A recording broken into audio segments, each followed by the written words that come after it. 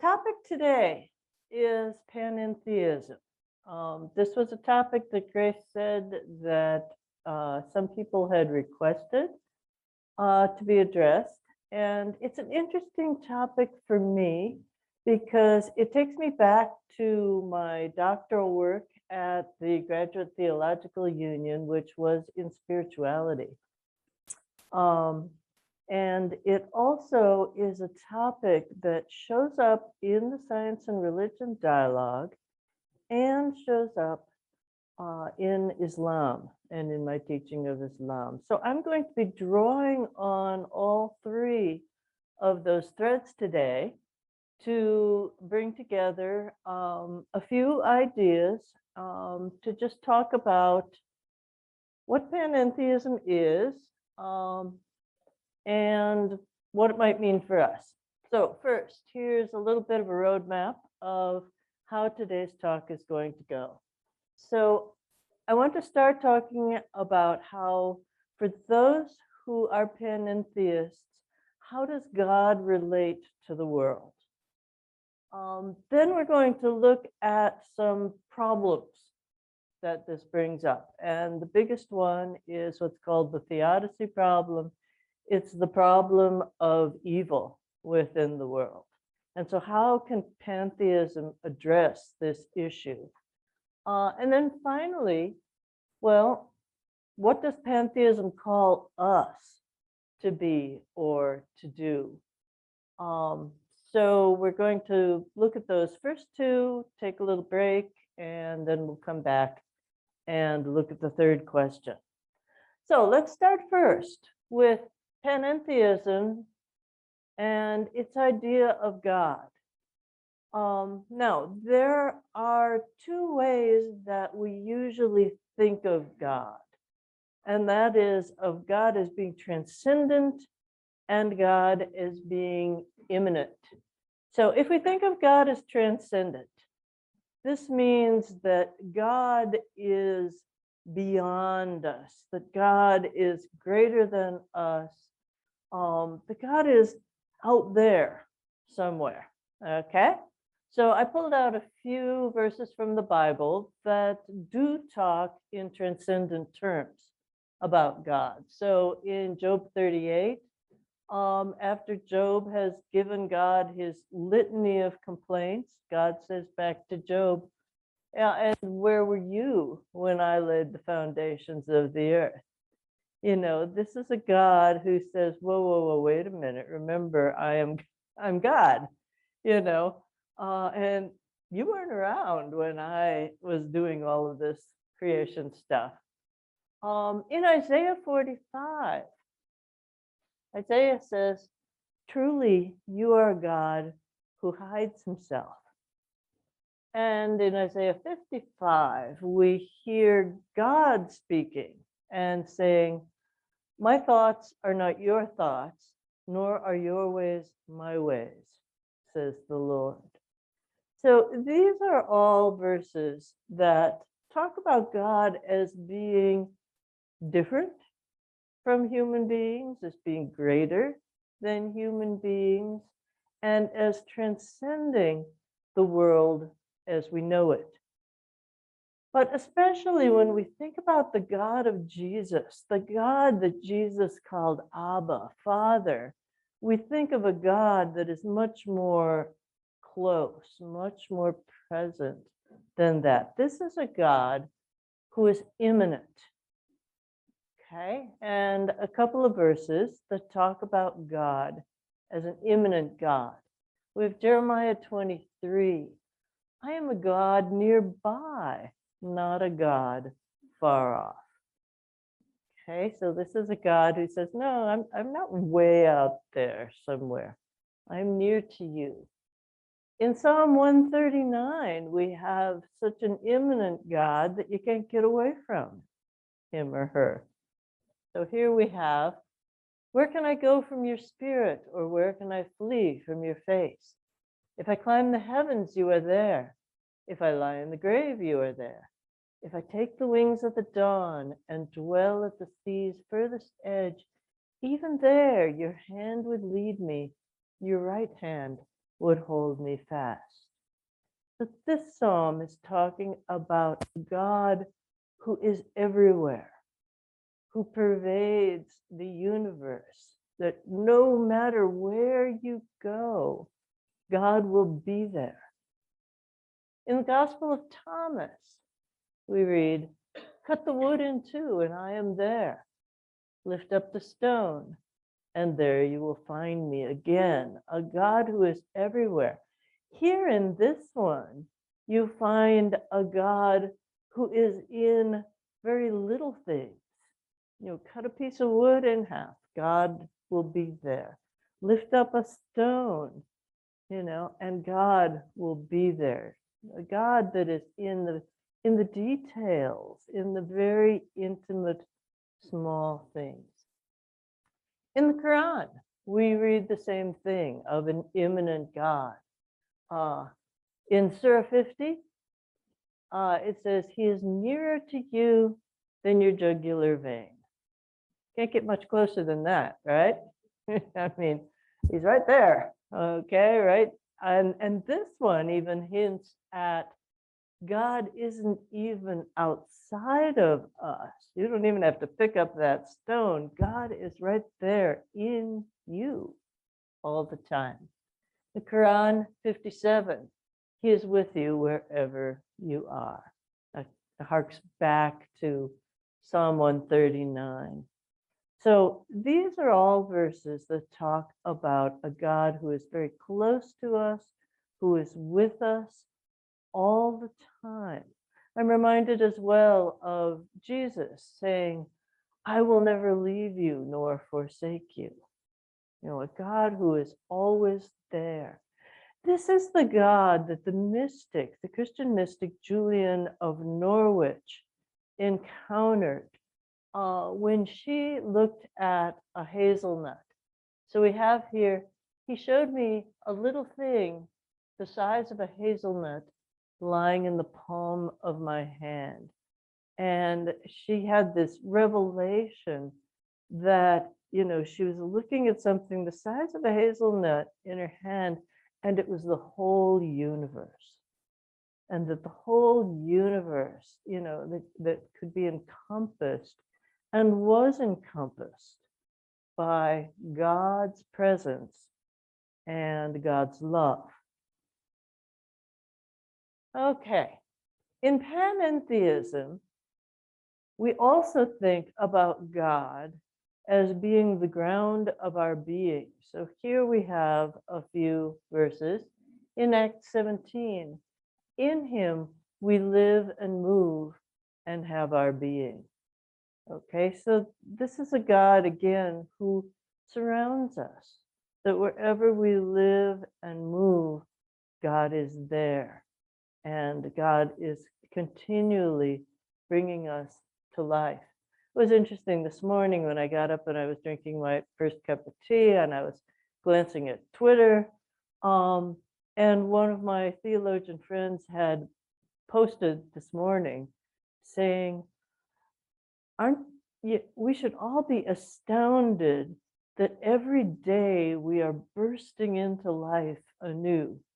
I am not the person I was yesterday, and the person I will be tomorrow does not exist, but the person that I am today, has burst into life in God's presence. And I thought, wow, that really fits kind of what I'm going to talk about today.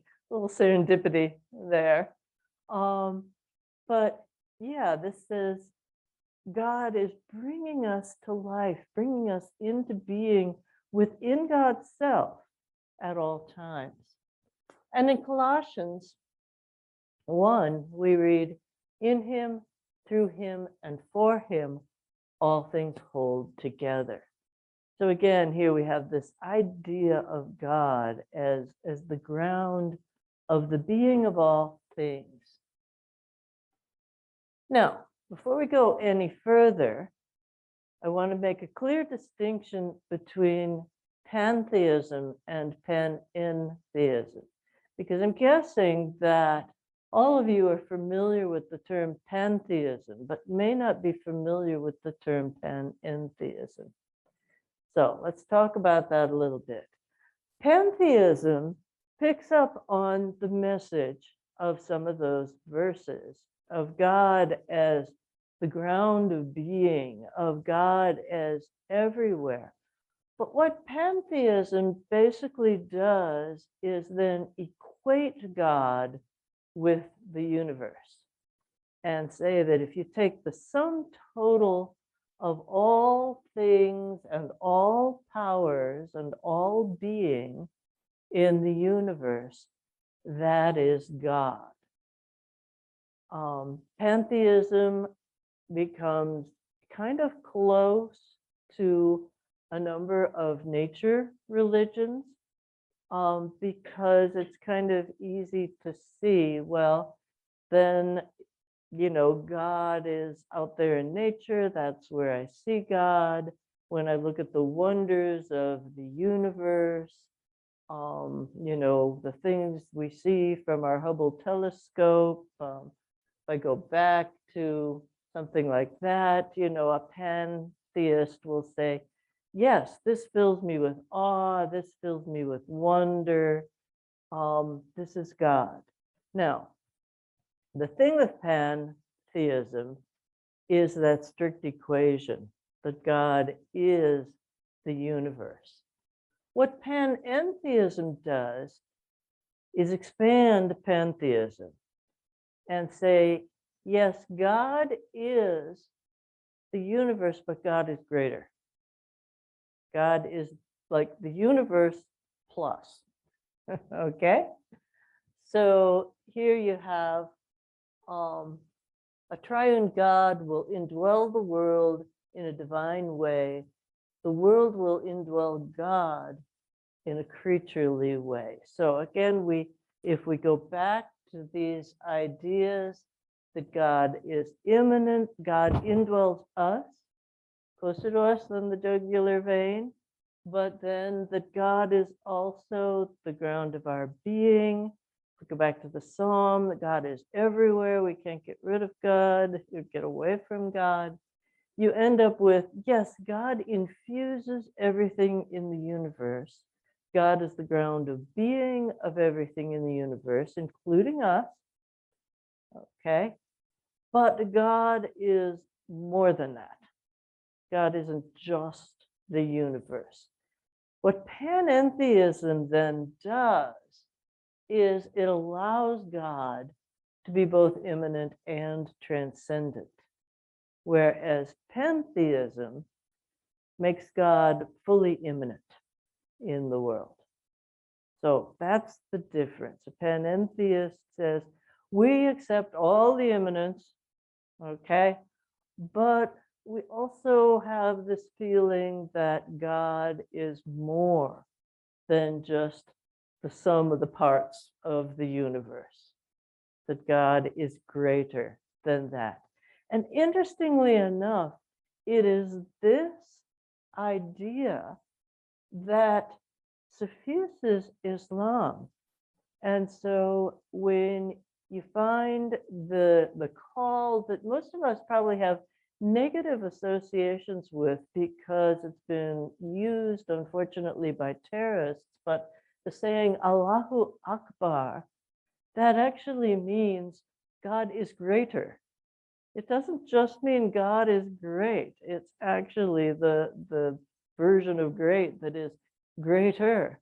So Allahu Akbar is saying, God is greater. It's saying, yeah, God is here, God is all this, and God is even more than that God transcends the world as well. So if we think of this pictorially, the mathematician in me always likes a little Venn diagram now and then. You can again see the difference.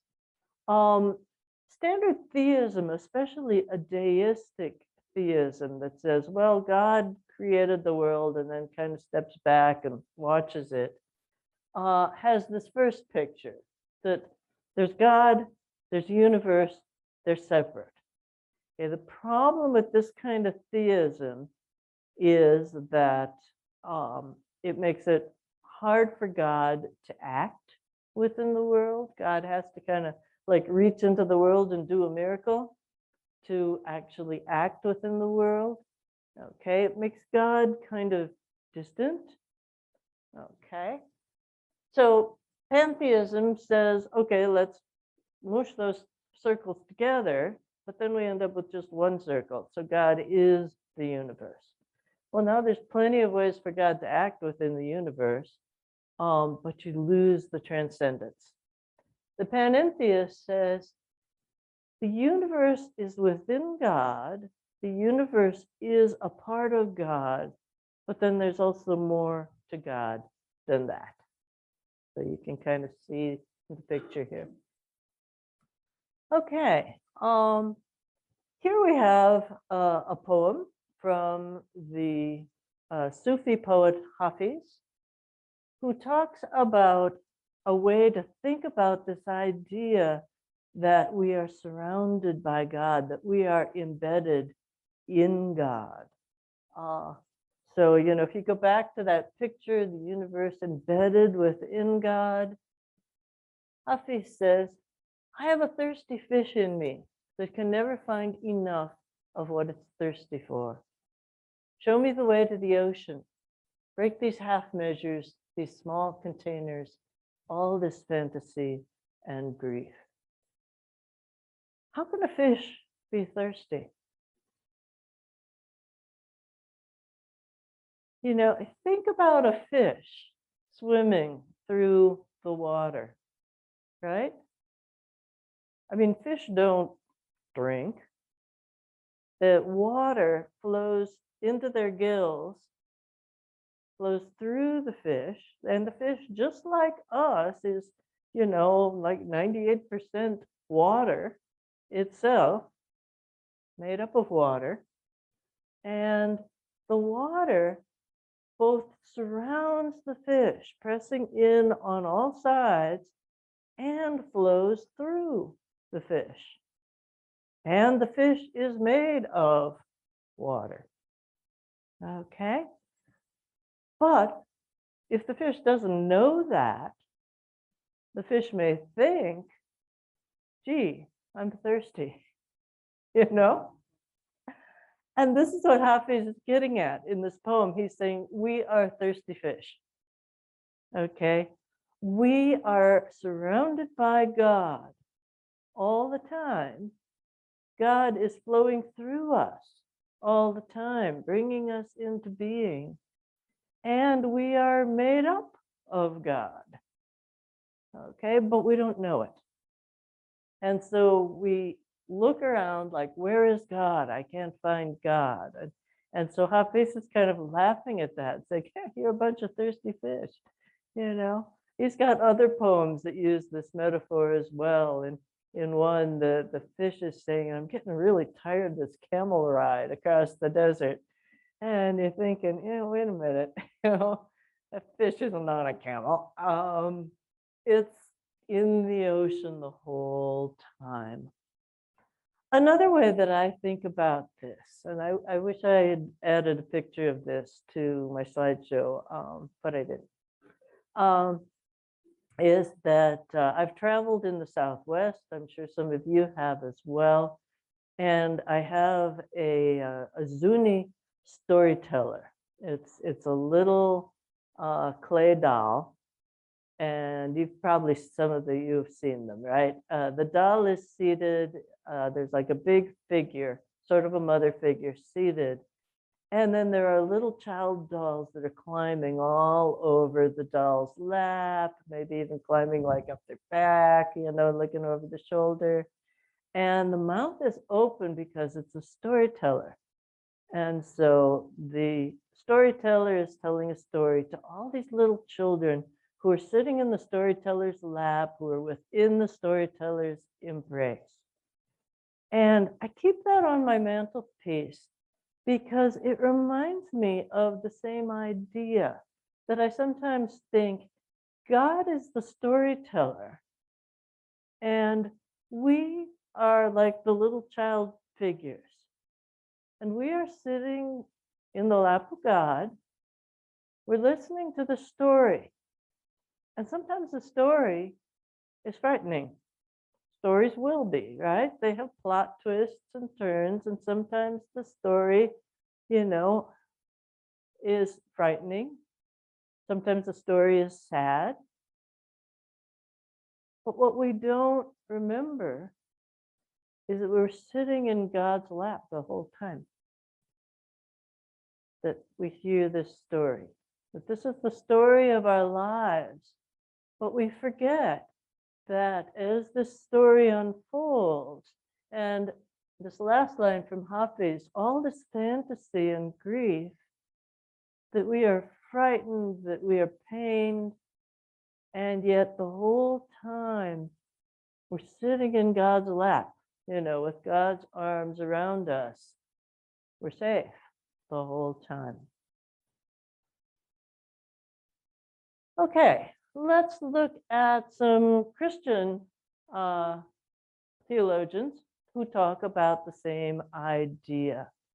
So not only are we surrounded by God, but as I mentioned, like the fish, God runs through us. We are infused with God.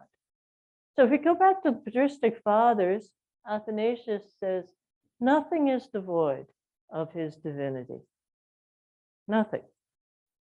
So everything in the world is a part of God's divinity. Father Richard Rohr, the Franciscan priest, says, the divine DNA is in everything. Salvation is restoration. So same idea that, everything is a part of God. The founder of Quakerism, George Fox, says, well, if that's the case, walk cheerfully over the earth, answering to that of God in every man. Okay. Now, in Quakerism, there's this idea that in every person is something called the inner light. And that would be that of God in every person. And they believe that all we need to do to get in touch with that, all we need to do to realize we're not thirsty fish, okay, is to get quiet. And that's why in a Quaker meeting, they say we're waiting on the Lord. They just get quiet and wait for God to speak. Instead of saying, well, we're jabbering at God the whole time when we pray, they say, shut up and listen for God to speak to you. And in a Quaker business meeting for business, actually Quaker business meeting is called meeting for worship, at which we will do business. They will all get quiet, and basically everyone is to get in tune with that of God in them. And then they say, we will find consensus because that of God in every person is the same. It's the same God. And so if we are all getting in touch with that of God in us, we will all come to the same understanding. When I first became a Quaker, when I was in graduate school, I thought, I'm not going to get a lot of business done that way, waiting for consensus, but it actually works. Okay. The other thing that's interesting is that sometimes in Quaker meeting, it works. That, it's different than just saying, well, I can just stay home and meditate if that's what I'm doing.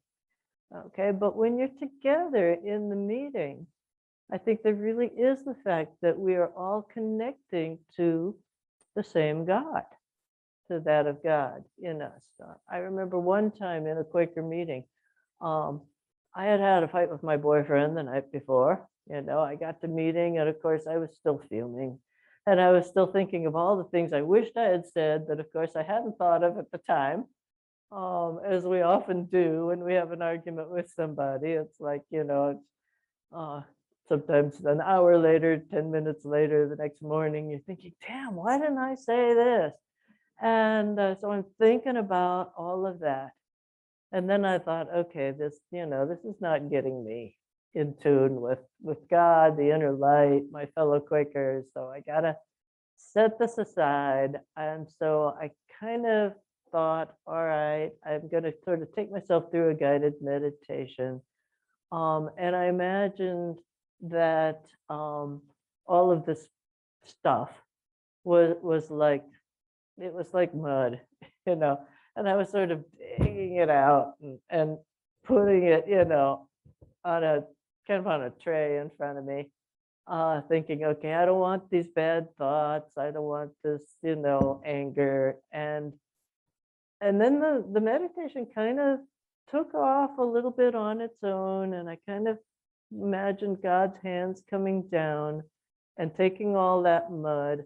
I kind of thought he's going to just carry it away, and that'll be great. Yeah, but it didn't. He formed it into a cup or into kind of a clay vessel, and then violets started spilling out of this cup. Okay, it was probably springtime. I don't know. Maybe I'd seen violets on the way, to meeting. And I felt released from all of my anger and hurt. Okay, and a few minutes later, another friend sitting across the room said, because Quakers will speak into the silence if they feel moved to do so. And he said, I don't know why I feel moved to do this, but I've been sitting here and the verse that just keeps coming to my mind again and again is my cup runneth over. I thought, whoa, okay. It works sometimes. Anyway, Callistus Ware, okay, he is a bishop in the Orthodox Church, and he says, Jesus represents not a supernatural intrusion, but the coming to fullness of something already inherent in the world. So again, he's saying, we go back to the picture, it's not the theistic picture where God is outside of the world, and as Jesus, God sort of bounces down into the world. He's saying, no, it's the picture on the other side, where Jesus represents the fullness of something that is already inherent in the world, which is God's complete presence. Okay, this is also then a path of love. I mean, if we take the Apostle John at his word that God is love, then this means that this is a way of love, as seeing God as so completely within the world and as so completely embracing the world. The Sufi poet Rumi says, the minute I heard my first love story, I started looking for you, not knowing how blind that was. Lovers don't finally meet somewhere. They're in each other all along. Now, you can interpret this poem in different ways.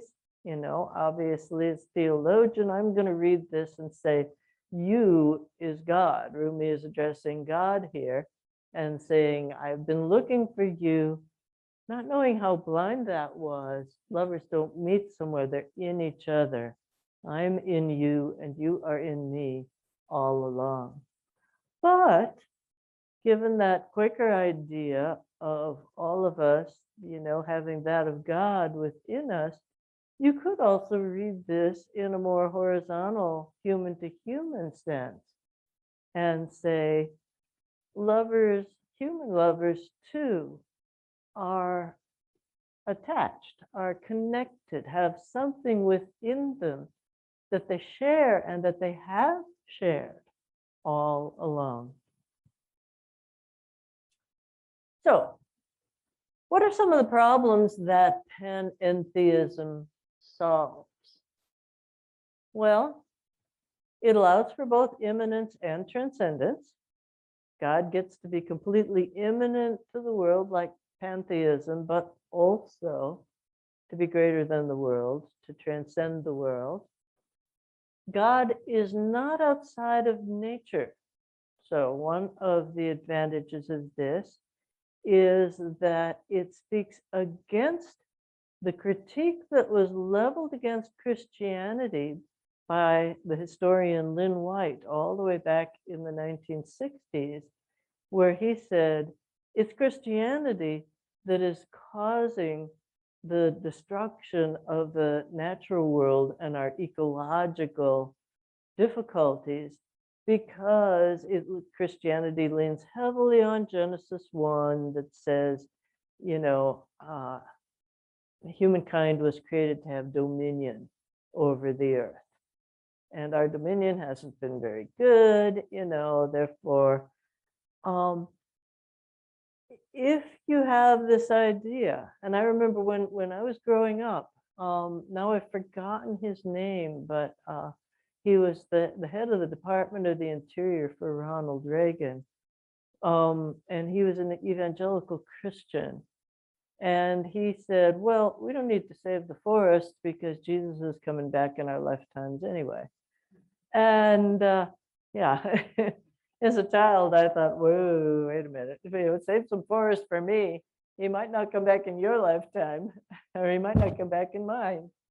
But what panentheism does is it says, look, God, cleave the wood and I am there. God is in every bit of nature. So we might have a certain amount of dominion. I would prefer the term stewardship over the natural world, but we must recognize it as divine. Okay, just as divine as we are. It fits with science. Okay, panentheism allows for divine action within the realm of natural laws. My old professor at the Graduate Theological Union, under whom I got my doctorate, Bob Russell, is a physicist, and he's written books which I can't even read because I never took physics, about how God can work at the quantum level, and how God, how there's divine action in the world that fits the laws of quantum physics. I'll let him take care of that. If any of you are physicists and you want to read about that, I can tell you what to read. Panentheism also mediates between Eastern and Western philosophy. In Eastern philosophy, there's the idea that the mind comes before matter, that matter arises out of the cosmic mind. Okay, whereas in the West, particularly in the scientific tradition, we have the idea that mind arises out of matter. Okay, that somehow human beings have evolved, or some of the higher animals have evolved to a state where consciousness sort of springs forth from their brain. Now, nobody's been able to figure out how that happens. So panentheism says, well, it doesn't have to be either or. Okay, you don't have to fight about which came first, mind or matter. If God is sort of the cosmic mind or soul that infuses all, surrounds all, creates all, you could say mind came first. If God is within us, then you could say, well, mind also arises from and infuses matter. So panentheism could kind of allow it to go both ways. There are, however, problems with panentheism. So this kind of takes us into the second part of our talk. Okay, we looked at what panentheism does well. Now let's look at what panentheism maybe doesn't do so well. What are the stumbling blocks? Again, Richard Rohr says The proof you are a Christian is seeing Christ in everything. And when I teach Islam and I talk about the Sufis saying, you see God in everything, always the objection I will get is everything, you know? It's easy to see God as being immanent and present in the world when you're looking, for example, at those two pictures on the bottom, so you're looking at the beauty of nature, or you're looking at the grandeur of nature, and it's easy to say, yeah, I feel God's presence in this, here in the universe. It's much harder when you're looking at the difficult things, the tragic things, the evil things in life. So, here we have a picture of a house that was destroyed in one of the hurricanes this summer. Here we have a picture of an American soldier holding an Afghani child during the evacuation of the Americans from Afghanistan and the attacks on the airport. So we see natural disasters in the world and say, can I see God in that? We see human evil in the world, like the people that, loosed bombs on the airport in Kabul and killed innocent children, along with men and women. And you say, well, now where is God in these things? How can I look at those top two pictures and see God everywhere? Okay, tough question, right? All right, so now we got to deal with the tough question. And I won't claim that panentheism solves this question, but we'll put forward at least some partial solutions. Okay, so the theodicy problem. This is our problem. Panentheism calls us to drop some old models of God. Okay. The first is that God is absolute infinity. The theologian Reinhold Niebuhr says that we stand apart from, the other animals in that only humans can posit infinity. Only we can look ahead, and then only we can say, but we could look ahead forever. Only we can start counting and then say, but we could count forever. And so when we think about God, we do the same thing. We say, well, God is powerful. Well, that power must extend forever. Because to do otherwise would put a limit on God. And anything that is limited is not perfect. And this idea we find very much, if we go back to the Greek philosophers, Plato and Aristotle, this idea of perfection, and you can't add to perfection. Okay, so perfection must be infinite. So if God is perfectly knowing or all-knowing, then God knows everything that happened, that happens, that will happen. Okay, if God is all-powerful, then God can do everything. Okay, and if God is all-loving, then there's no limit, there's no boundary to God's love. Now, the theodicy problem says, whoa, wait a minute. If you take all three of these and then you go back to those two pictures on top, we got a problem. Okay? Because if there is evil in the world, if there is suffering, in the world, then if God is omniscient, God knows about it. So you can't say, well, okay, God created the world and then, step back from it and he's not paying attention. He doesn't know this happened. Okay, if God is omniscient, God knows about it. If God is omnipotent, God could do something about it. If God is all loving, God should do something about it.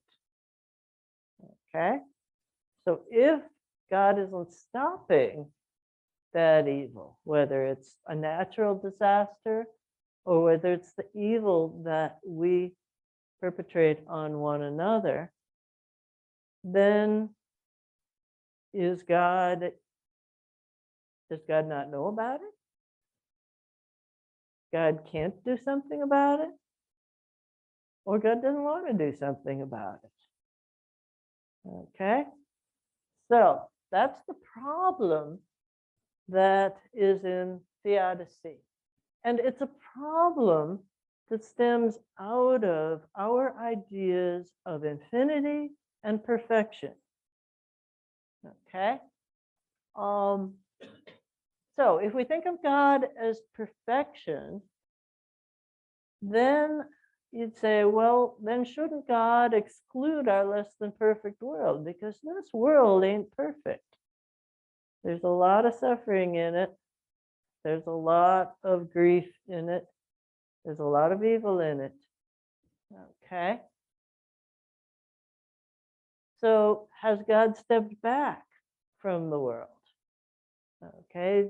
In other words, does the theodicy problem say, boy, I was with you thinking panentheism was sounding pretty darn great until we got here, and now I'm back to theism. I'm back to thinking, well, God and the world must be separate because the world sure isn't perfect. And if God is perfect, God then should be outside the world. And this is a stance that people in many religious traditions come to. This is the stance that I would say, and I speak as an outsider because I'm a Christian, but I teach Islam. And I would say that many Muslims have come to, is instead of the stance that Rumi and Hafiz were talking about, they say, but God is perfect. God is greater than we are. Therefore, let's take the model on the left, that God and the world are separate, that God is completely other to our world because God is so much better than this world. And God is transcendent and not immanent. Okay? Now, you probably know a little bit where I stand because I use the word unfortunately. We come to this stance. I think you see this stance among a number of evangelical Christians as well.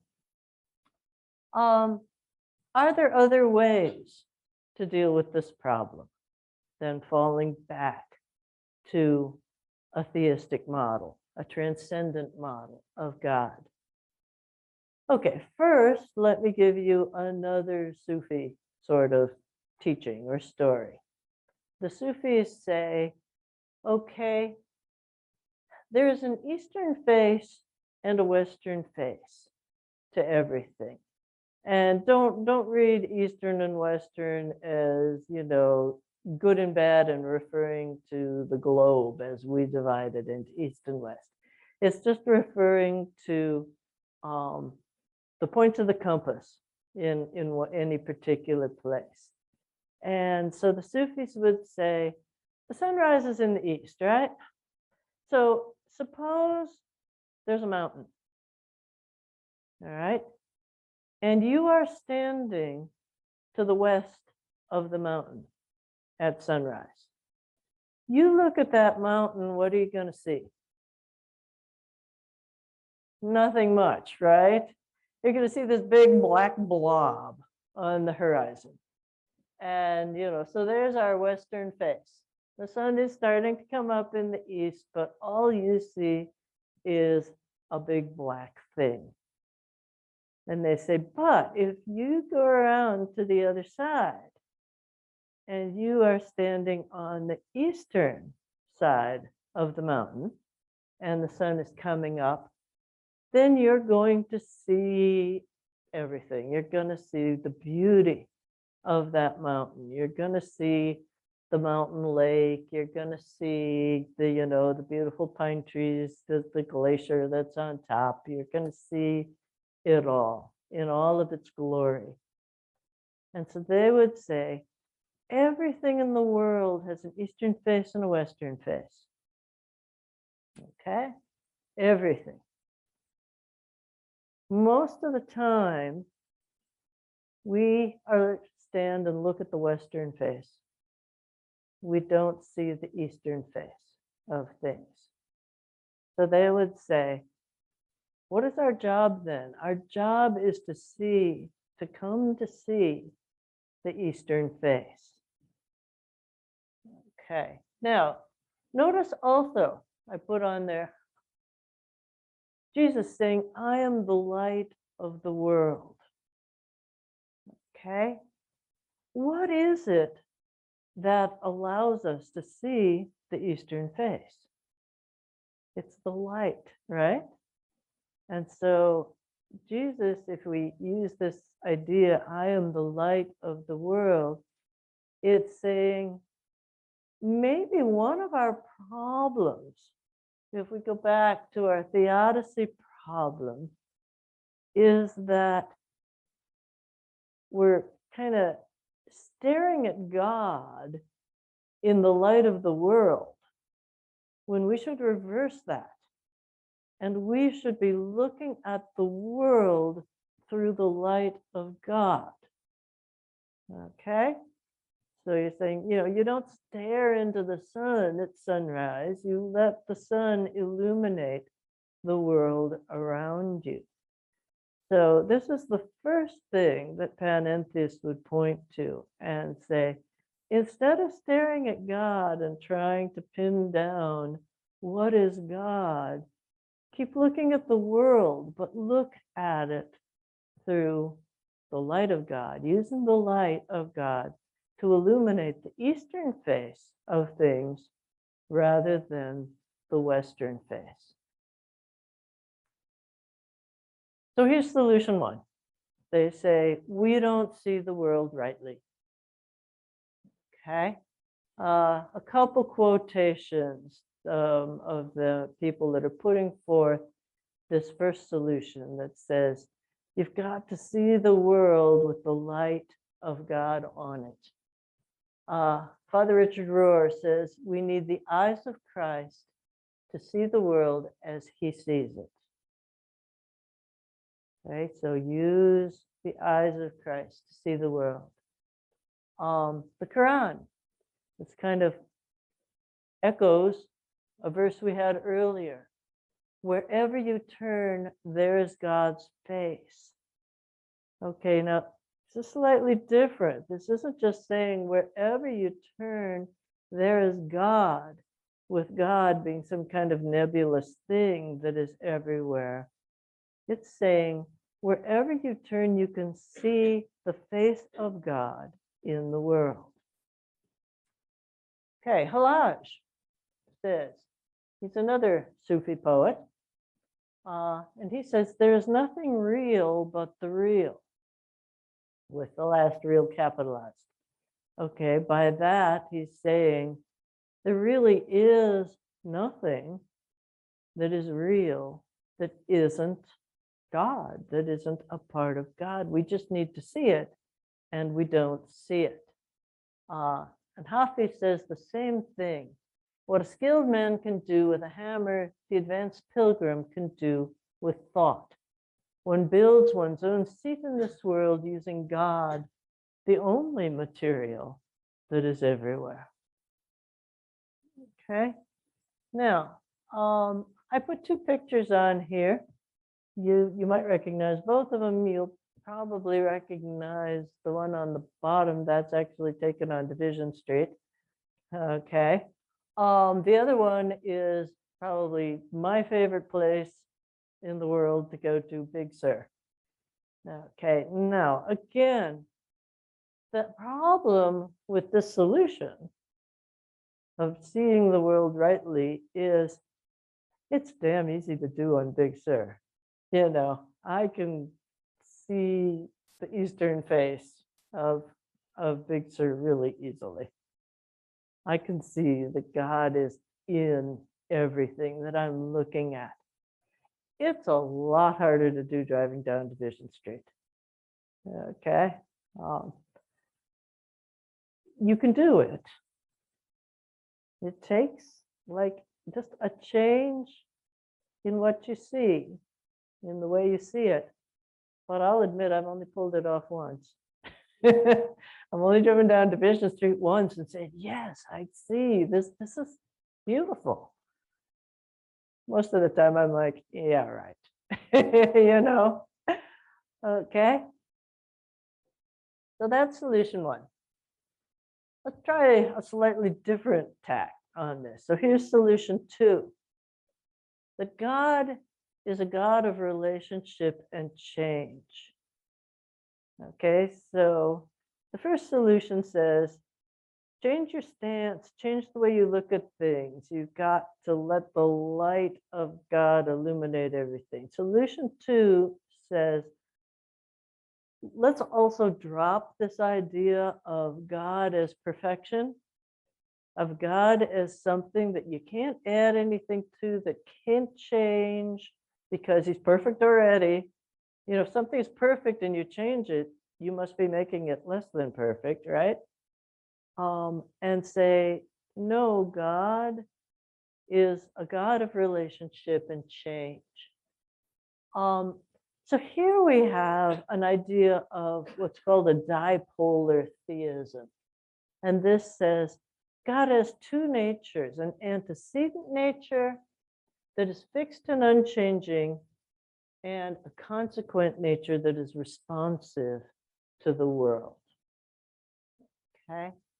And theologians will back this up by saying, well, read the Bible.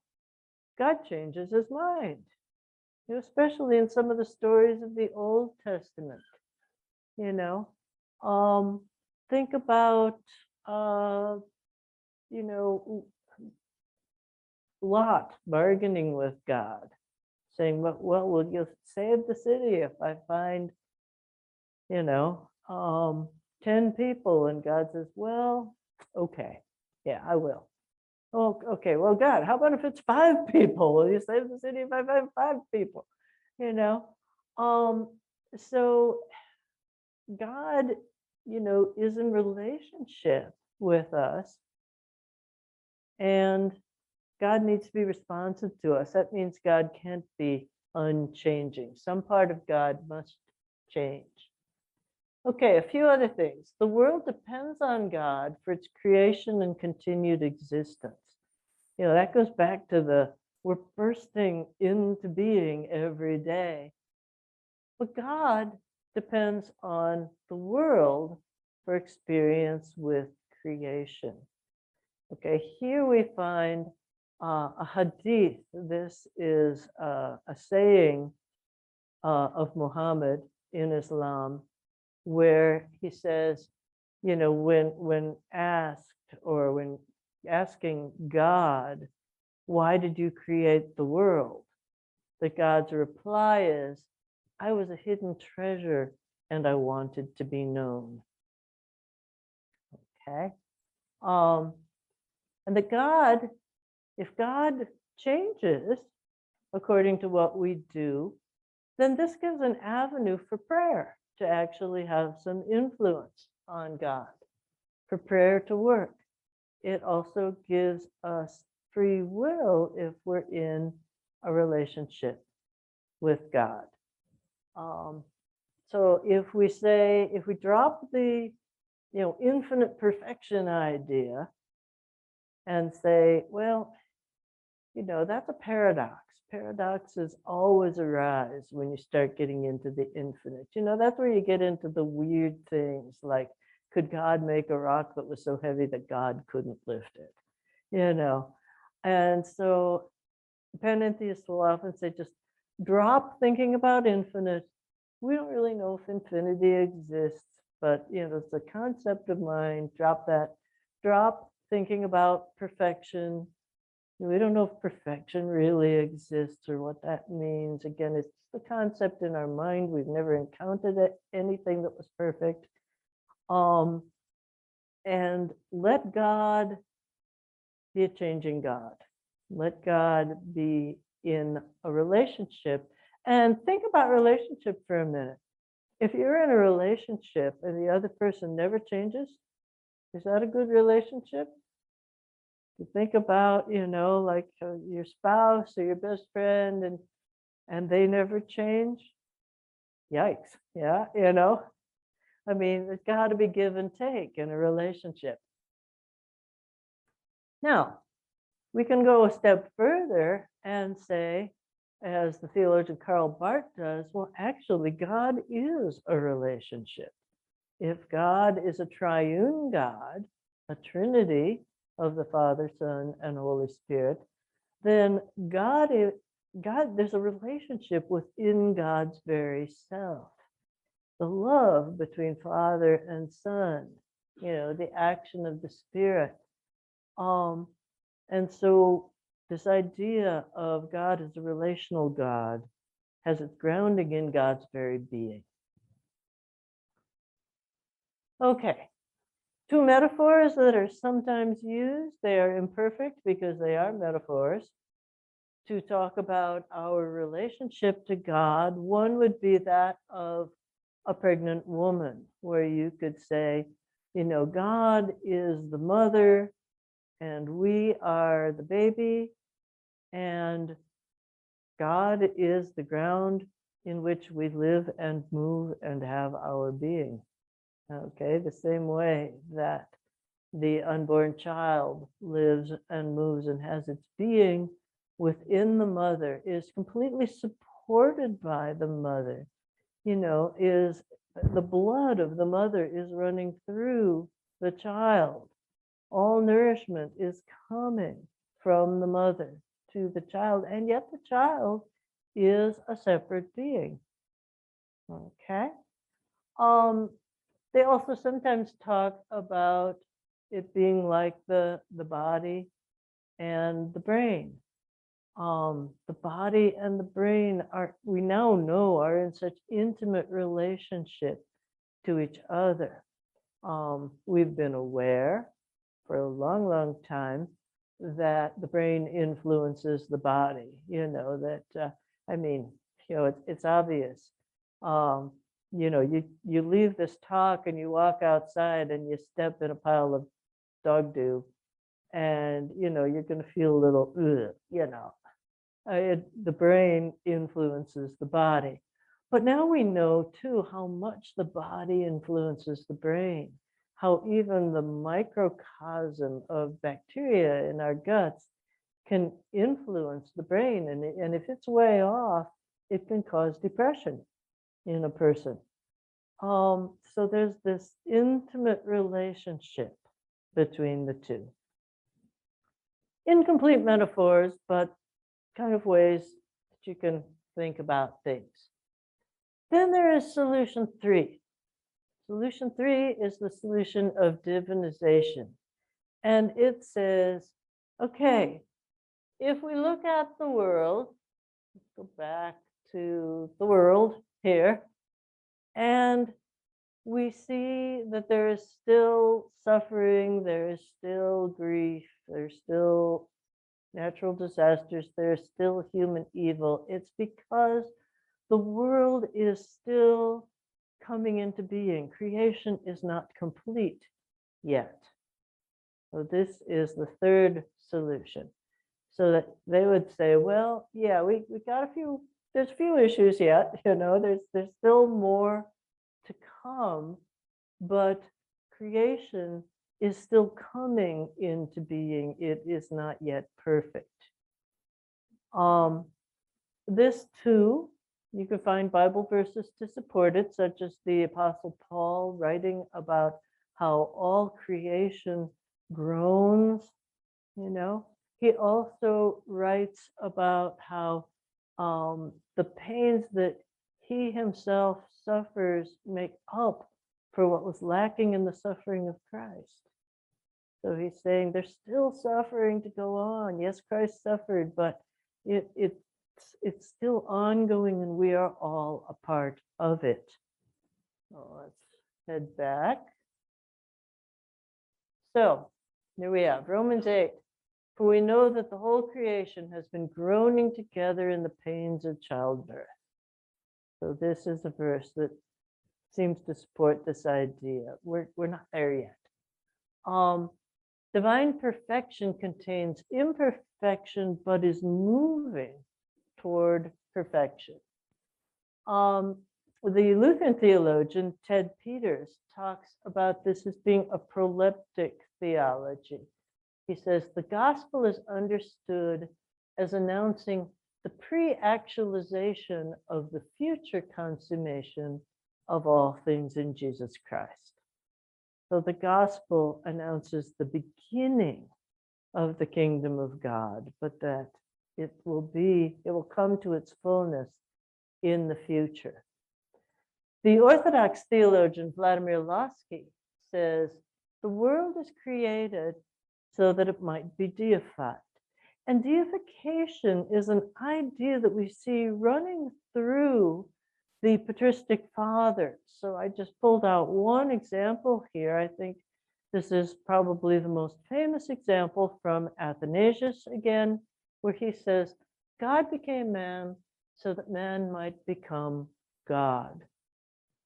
God became a human being so that all human beings might become God.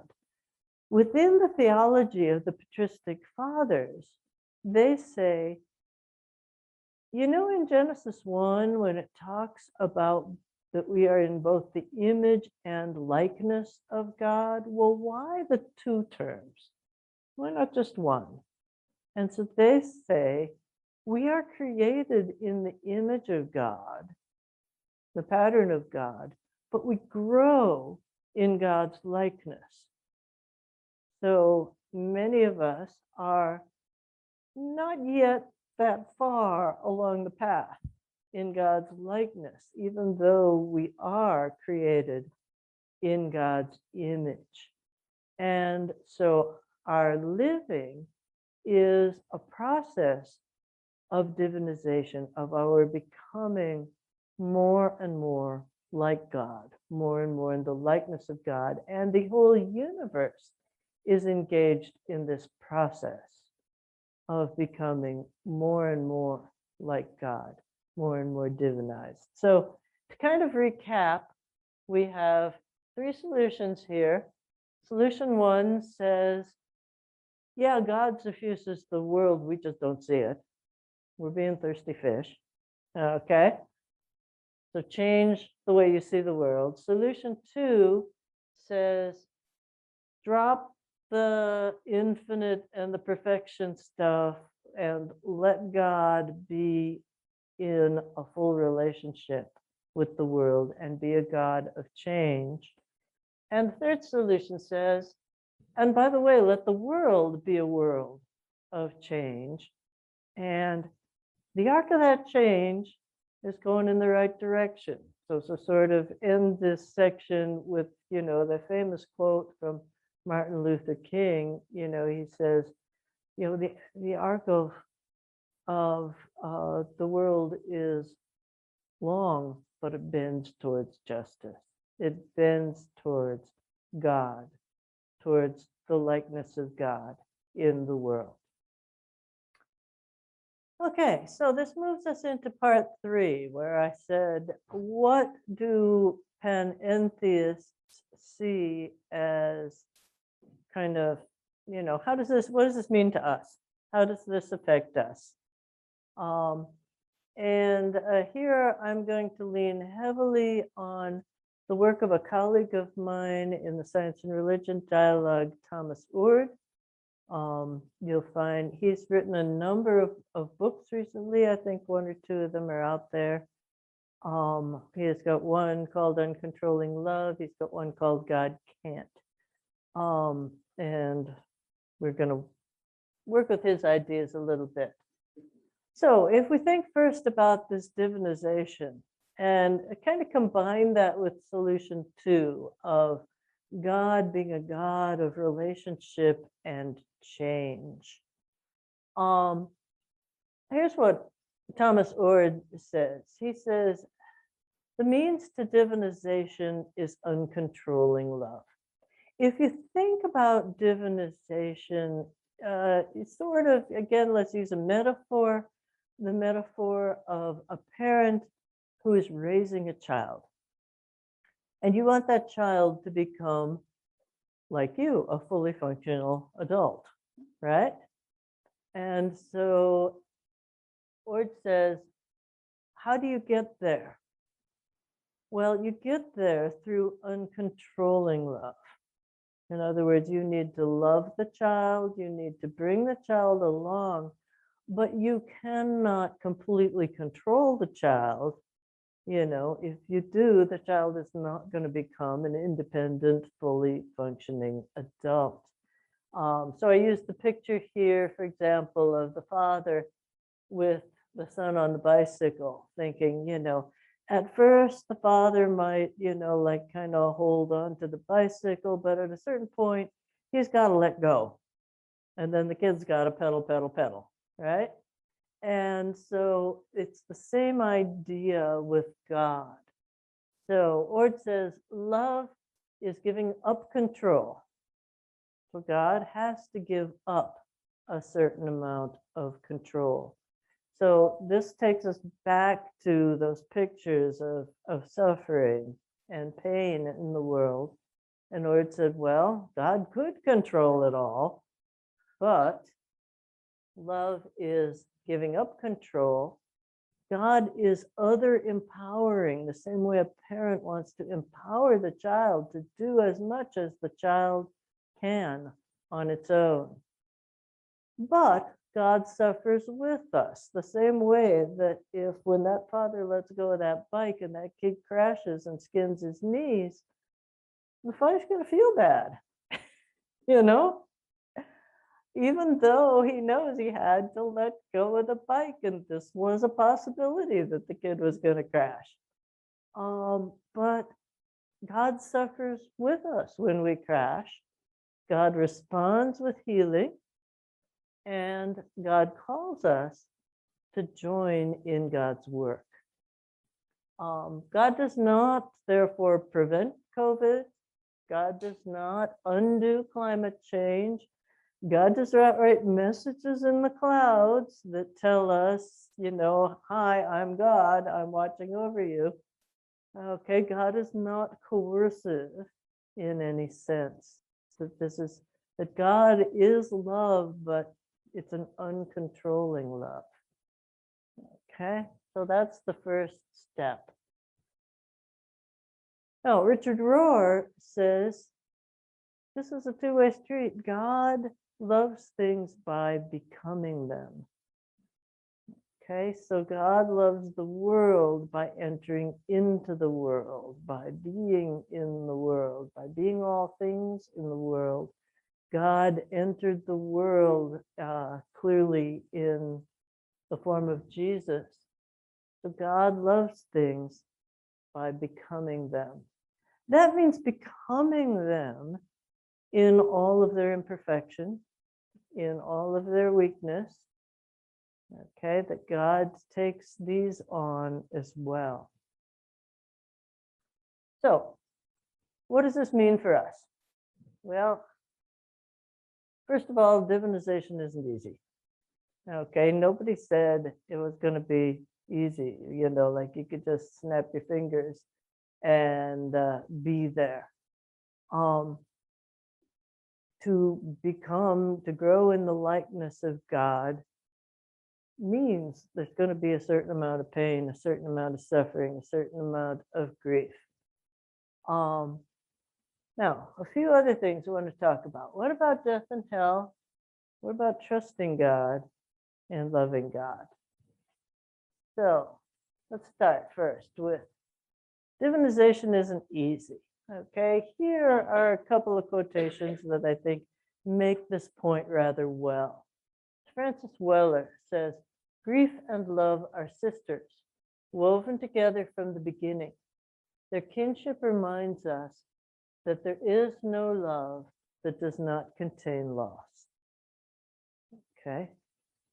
I know a pastor of mine, when I was a grad student out in California, used to say, grief is not too high a price to pay for having loved. It's something he would always say at funerals, and you've probably heard that too. They go together. If you never love anybody, you'll never have the pain of losing them. But you'll never have loved anybody. You'll never have had any of the joy and the fullness and the goodness there. In John 12, we read, "Truly I say to you, unless the wheat seed falls into the ground and dies, it remains alone. If it dies, it brings forth much fruit." Again, saying there's a process to everything. And that process involves death, it involves change, it involves a certain amount of suffering. And Richard Rohr writes, "Universal love and necessary suffering is the divine pattern." So all of these are saying together that for us to grow in the likeness of God, for the whole world to grow, it comes right back, I think, to Romans 8, for we know that the whole creation has been groaning together in the pains of childbirth. Or what Ted Peters said, that the future consummation of all things, it isn't here yet. Okay? Now, the mystics in all traditions have understood that divinization isn't easy and have said, well, there's actually stages to this game of divinization. I'm going to start with the Sufi view of this. The Sufis say, well, there's actually 7 stages of spiritual growth. 7 is always the spiritual number that you find all over the place. So he's not the only one. You're going to see this. People like 7 stages. So let's look at the first 4 stages. First stage is called the commanding compulsive self. This is a self that is totally dominated by the nafs. The nafs is the term in Islam for the ego. Okay, the ego, the part of us that is narcissistic and grasping and selfish and all of those things. And so at stage 1, we're all nafs. Okay, we're all ego. We seek satisfaction in carnal desires. We have the will to power. And they say, you're kind of like a 2-year-old, who is always saying no or mine, And the Sufis would say, we all started out there. We're all 2 once, right? And some people never seem to get out of being there. You could probably think of an example or 2 in your own life, who just remain in this narcissistic, selfish, ego-driven stage. But next stage says, okay, whoops, at some point, this person is going to grow up enough to start seeing there's a difference between right and wrong. And sometimes they're going to feel bad about being selfish and being ego-driven. So they're going to start to regret a little bit some of the actions that the commanding self engages in. Okay, then you get to the 3rd stage, the inspired self. Okay, this is a self who starts to take pleasure in doing the right things, in prayer and meditation, in being compassionate towards other people. Okay. Then stage 4, the contented self, the old desires lose their strength. The old carnal desires and will to power and mine, starts to lose strength. And the person begins to let go of the ego and see that they have a certain oneness with others. And the Sufis would say, we're probably going to find most people in these first 4 stages, but there's 3 more. So stage 5, they call the pleased self. This is the person who can become pleased with even the difficulties of life, seeing them as lessons to be mastered. And when desires become in harmony, they say, with the real, with God, okay, with God. So you start to want what God wants and to realize that even the things that are hard or difficult are things you should be pleased with. They're lessons for you to learn on this path towards divinization. I should have put this up here on the slide, but some of you are probably familiar with the saying by Fra Angelico, there's nothing I can give you that you do not have, but there's much, very much that I can give you if you would just take it. And part of the long things that he says, I can't give you this, but you can take it. One of them is everything that we see as a trial or a duty, the angel's hand is there if we only look, and I beseech you to look. Okay, so partly saying, see that Eastern face? Okay, look carefully. You're going to find that everything that is difficult is some lesson for you to learn. Then you get to the 6th, the self-pleasing to God. Here, the ego's been overcome. All power to act comes from God. These persons no longer fear anything, nor desire anything. They have overcome fear and desire. Now, this stage, this wording, although this is coming out of the Muslim tradition, fits very well with the Buddhist tradition. The Buddhist tradition says that all of our suffering comes from either fear or desire. Okay, and I think it was Joseph Campbell who wrote a beautiful meditation on Genesis 3, where the story of Adam and Eve in the garden. And he says that the way he interprets the angel that is stationed at the way back into paradise with a 2-edged sword, so that Adam and Eve don't come back in, he says one edge is fear, the other edge is desire.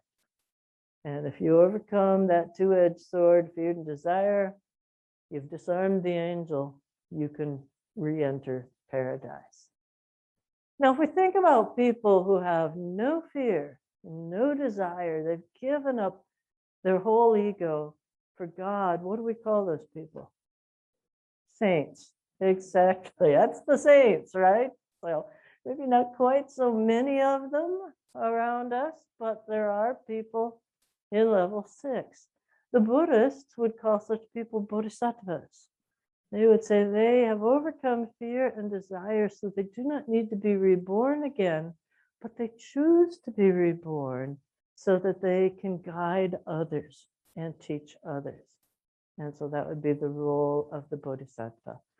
The Muslims too would talk about saints and say they are the ones at level 6.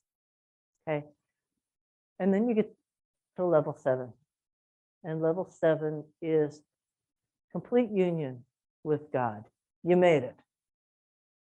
Totally in the likeness of God. Okay, and in almost all mystic traditions, we find that this is the ultimate goal, to have complete union with God. Okay. In the Muslim tradition, I talk about this, again, another metaphor in terms of the Hajj, the pilgrimage to Mecca. When pilgrim makes the pilgrimage to Mecca, they come to the Kaaba, which symbolically represents God, and you circle the Kaaba 7 times. And, hopefully it's like a spiral. Each time you get closer and closer to the Kaaba till you finally get there. Now, the Sufi metaphor of these 7 stages is that if the Kaaba represents God or the divine, you start pretty far away from it, right? You start way on the edge, but as you circle, you get closer and closer and closer and closer 7 times. And now in the real pilgrimage, if you're lucky, you get to the Hajj. Crowds might keep you from actually getting there, but you hope, the goal is to get to the Hajj, be able to touch it, pray there, and then you make your way back out. But the metaphor would be, you circle it, you get closer, you get closer, you get closer. By the time you get to stage 7, you go inside. You become one with God. Okay. An interesting footnote here that I'm just going to mention is we often think of Islam as, and there are many Muslims who think that our view of God and the Trinity is heretical, because that's like 3 gods, right? You've got Jesus and God and the Holy Spirit. That's too many gods. Okay, plus, well, Jesus couldn't have been God. He was just a prophet. Okay. One thing to note, the Kaaba before the time of Muhammad was a pilgrimage site. And because the Arabs at the time were polytheists, they basically said any god is fine. To make the Kaaba and to make Mecca economically profitable, they accepted statues of any gods of anybody who came to Mecca. So if somebody came to Mecca and they said, well, who do you worship? And most of the time they'd say, oh yeah, we got a statue of that god, in the Kaaba. And if they didn't, they'd say, well, next time you come, bring us one, and we'll add it to the pantheon of the Kaaba. So that there were actually 356 different statues and frescoes in the Kaaba. Okay. When Muhammad defeated the Meccans in the Meccan Wars and made his first pilgrimage to the Kaaba, after that, as a monotheist, the first thing he did was clear out all of these statues. But on the inside wall of the Kaaba, there was a fresco of Jesus and Mary. And he said, this one, do not deface, just whitewash over it. And so there remains a fresco of Jesus and Mary inside the Kaaba. Now the Sufis would say, we're fine with the Trinity because we understand it in a panentheistic way, as God, being a relationship as God. And Jesus, they would say, what stage is Jesus at? Jesus was a 7. Yeah. Okay, so if Christians say Jesus was God, then they would say, okay, guess Jesus was a 7. Okay, very few 7s, but Jesus was a 7. Okay, now there have been mystics or saints among the Sufis who claimed they were a 7. Okay, one was the poet Hallaj, and he said, I am the real. And the people around him said, no, you're not. And they stoned him. So that was the end of Halaj, So, most Muslims said, oh, wow, you just committed the worst heresy. You could commit, you claimed you were God, you're not God. But there have been Sufis who claimed to have gotten to stage 7. Now, okay. How long does this take, these 7 stages? Okay. The Sufis would say, as long as you want.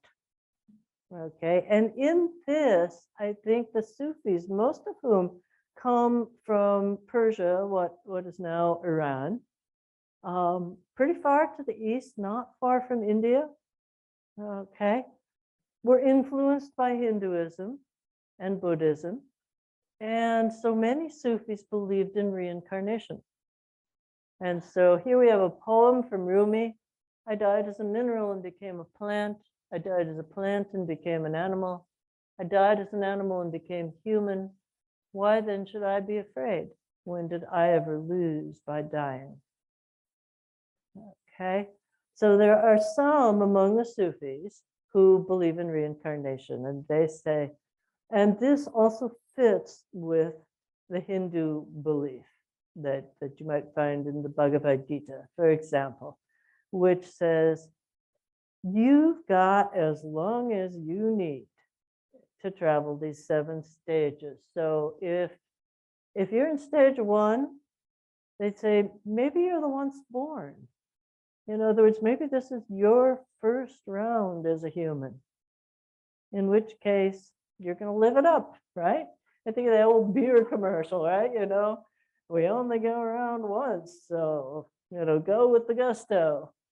So in some ways, they would say, this helps us to be more sympathetic to someone who is totally narcissistic, ego-driven, into carnal pleasure. Maybe they're firstborn. Maybe they're just trying out being a human the first time. Or maybe they're just stubborn and they're just futzing around in stage 1 for a long time. You could stay in stage 1 as long as you want. Eventually, you're going to get tired of it.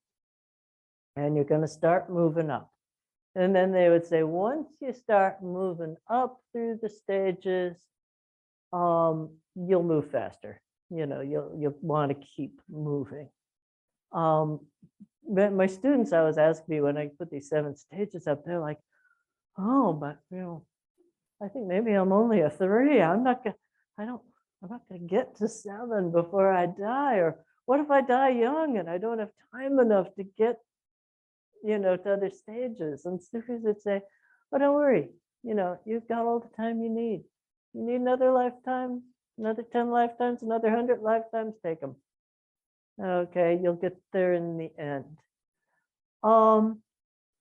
Catholicism used to sort of have something like this. Okay, purgatory. They would say, okay, well, if let's say you only got to stage 3 or 4, what do? You go to purgatory and you spend your time in purgatory.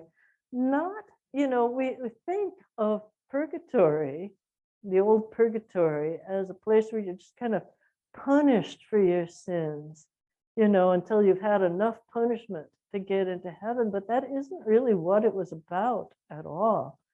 The word purgatory comes from purgation, to purge. It's like getting rid of the last vestiges of that nafs, that old ego that's holding you back.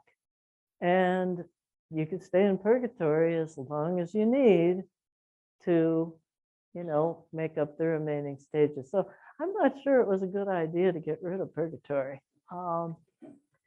So anyway, and I say that as a Protestant. Teresa of Avila, in case you're thinking, well, the Sufis, though, that's Muslim thought, Teresa of Avila has almost exactly the same thing. Her book, The Interior Castle, views the spiritual life as this castle that's got, you see, it's got 7 mansions, it's got sort of 7 levels to it. Oh, there's that number 7 again. And if you, look at them, they're very, very similar to the Sufi levels.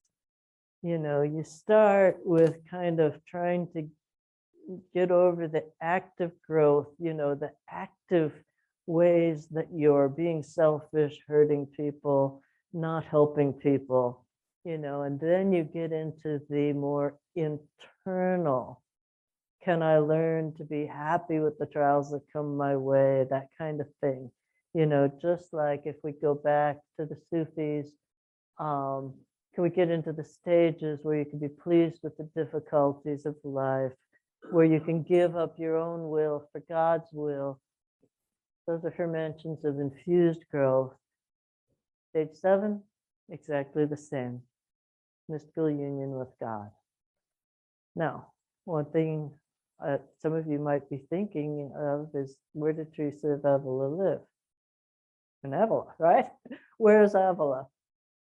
In Spain, right. What went on historically in Spain? The Moors. There were a lot of Muslims in Spain, right? So it's been speculated that some of Teresa Avila's ideas were, if not directly influenced by Sufi thinking, indirectly influenced by Sufi thinking, the way some of this thinking just kind of gets into the background culture. We find the same thing in John of the Cross as well, also a Spanish mystic. Okay, now what about hell? I mean, I just said, take all the time you want, you're all going to get there. That would mean nobody's going to hell. Okay. So let's think about that. From a panentheistic viewpoint, this is it. Nobody's going to hell. Okay.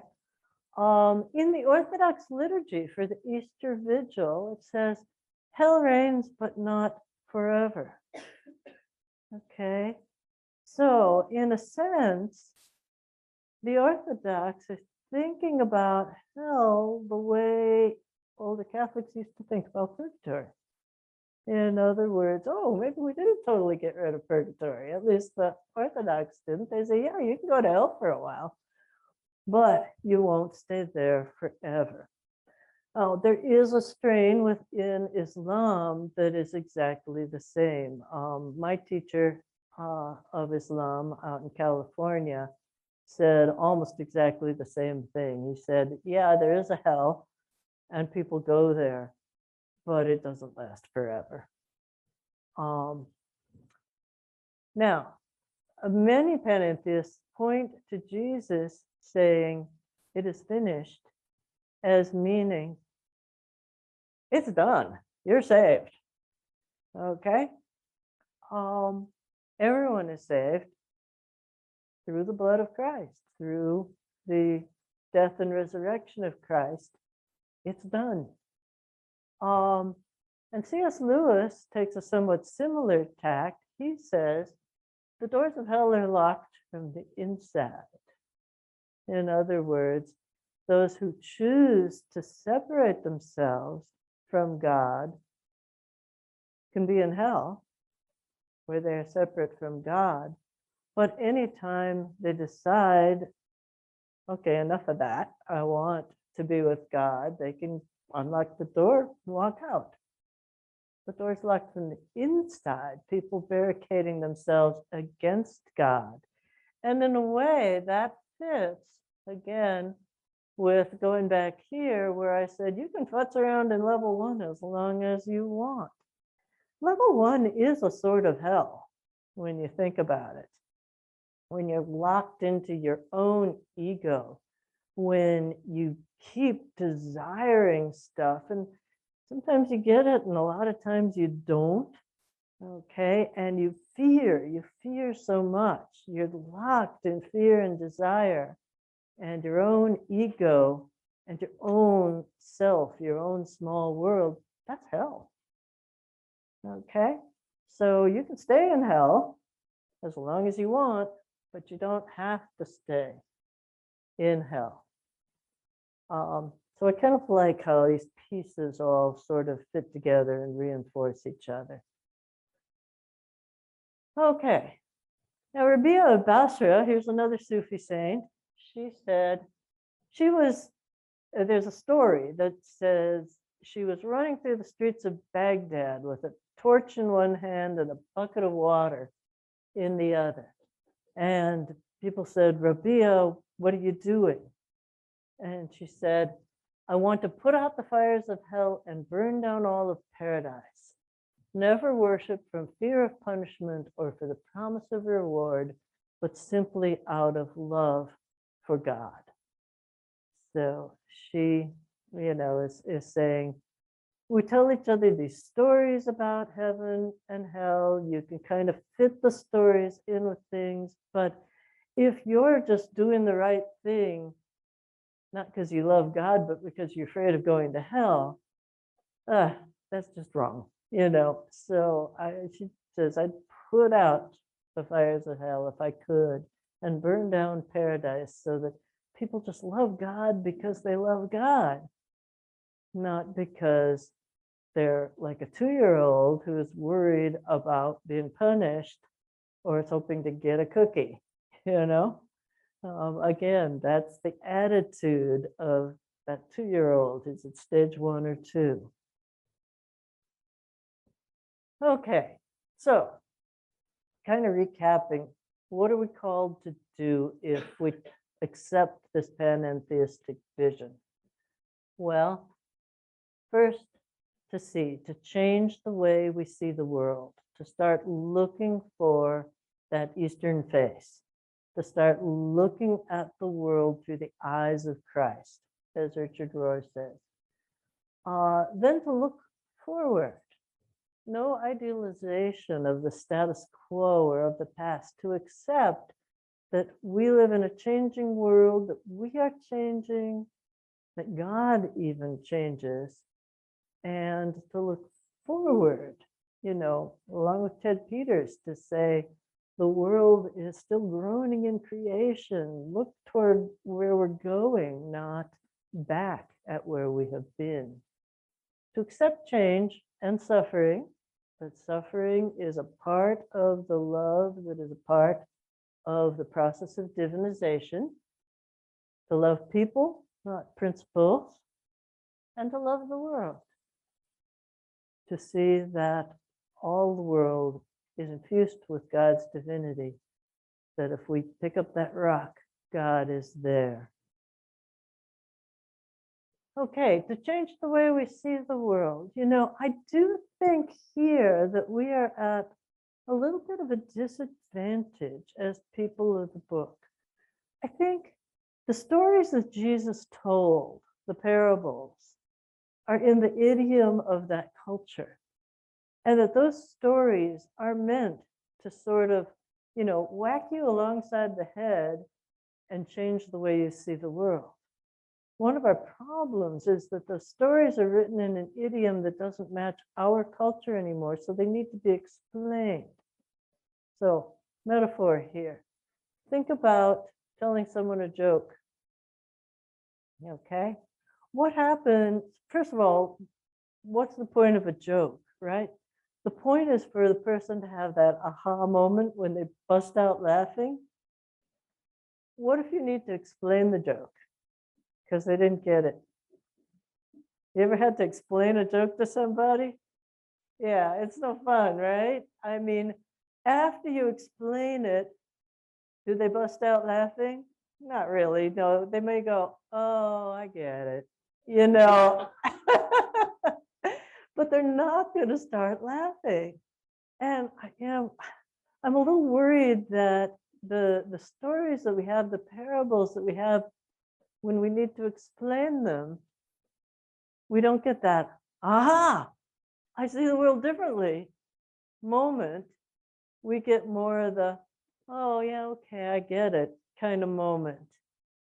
And that's not the way they were experienced when Jesus first told them that these were stories that changed the way these people saw the world. They still have that power, but I think it's harder for us because it's not our culture anymore. In Buddhism, you find the same thing. The whole point of like the Zen koan is for the practitioner to get that aha moment where they see the world differently. And that's why they are so hard. You know, you get these, like the typical one we all know, like, what is the sound of one hand clapping? And you're thinking, oh, I can't wrap my head around that. You know, it doesn't make any sense. The idea is to get you out of your rational, discursive, explanatory thinking to have that aha moment. So, you know, in many religious traditions, we find practices that attempt to do that, to help you change the way you see the world. Okay, then we find the love and hurt and grief, the sorrow going with love part. Another poem from Rumi. He says, whoever finds, whoops, typo there, whoever finds love beneath hurt and grief disappears into emptiness with 1,000 new disguises. Dance when you're broken open. Dance if you've torn the bandage off. Dance in the middle of the fighting. Dance in your blood. Dance when you're perfectly free. That perfectly free part, that poem, that goes back to, you know, level 5 there. Pleased with even the difficulties of life. So you can dance in your blood. You can dance, you know, tear the bandage off. The bandage, the metaphorical bandage that covers your hurt and your grief, and dance. And that's when you become perfectly free of that ego. Okay, and another poem from Wendell Berry. So this comes to the love the world part. He says, peace appear high over us, pass, and the sky closes. Abandon, as in love or sleep, holds them to their way, clear in the ancient faith. What we need is here. And we pray, not for new earth or heaven, but to be quiet in heart and in eye clear. What we need is here. Again, this comes back pretty much to where I began with the storyteller. Oops, got too close. With the storyteller, with God, you know, being the water around the fish. Everything we need is clear.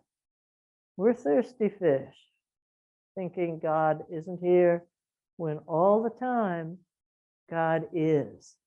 And so I want to end with a poem by Halaj, the poor guy who got himself stoned for saying, I am the real.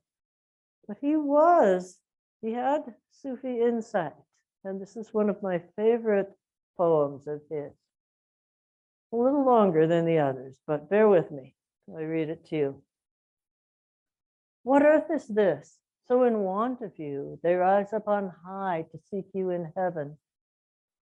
Look at them staring at you right before their eyes, unseeing, blind. My spirit and yours blend together, whether we are near one another or far away. I am you, my being, the end of my desire. Creatures perish in the darkened blind of quest, knowing intimations. Guessing and dreaming, they pursue the real, faces turned toward the sky, whispering secrets to the heavens. While the Lord remains among them in every turn of time, abiding in their every condition, every instant. Not without him, they, not for the blink of an eye, if only they knew, nor he for a moment without them. I think this sums up so much of, God in us in God. The thirsty fish who knows intimations, whispers secrets, keeps staring at the heavens looking for God, not knowing God is with us every instant, in every turn, in every bit of suffering, in every bit of joy, and even to the stage where I am you, my being, the end of my desire. Okay, you have further reading in your handouts, I think. Some of the sources that I used for this talk: Richard Rohr's Universal Christ, Thomas Oord's Open and Relational Theology.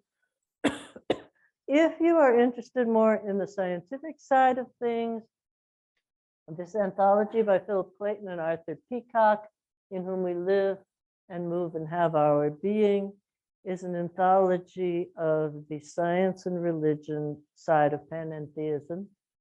And then The Essential Rumi and The Gift, the poems by Hafiz, are the sources where I drew most of the Sufi poetry from. And I think most of these texts, and as well, I should have on that list, but don't, Ted Peters' God, the World's Future. And some of these are available outside. I love the poetry. I find that they speak most to my heart about the panentheistic vision. It does not capture all of God. It still leaves questions.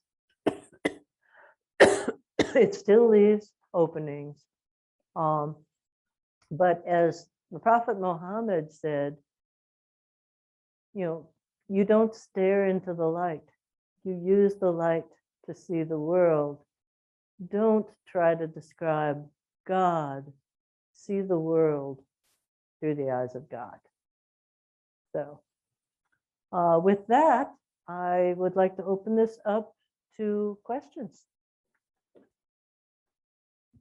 And Grace is going to come around with the microphone so that the people who are online can hear you. I would just like you to go back to the slide that said what we are called to. Oops.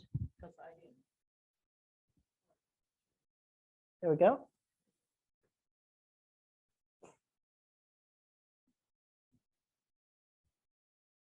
Okay, other questions?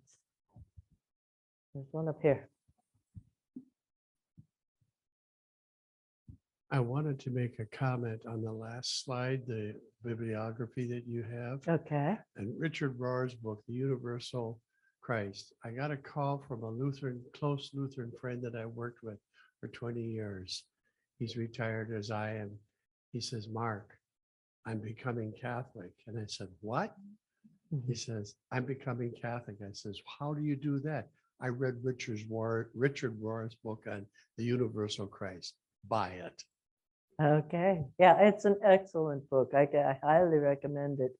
But you don't need to be Catholic to get what's in there. I think, as you saw, these ideas are woven through almost all religious traditions. Okay. Other questions, comments? We had a question from online. Does pantheism include humans in the expression God is humanity? Say that again.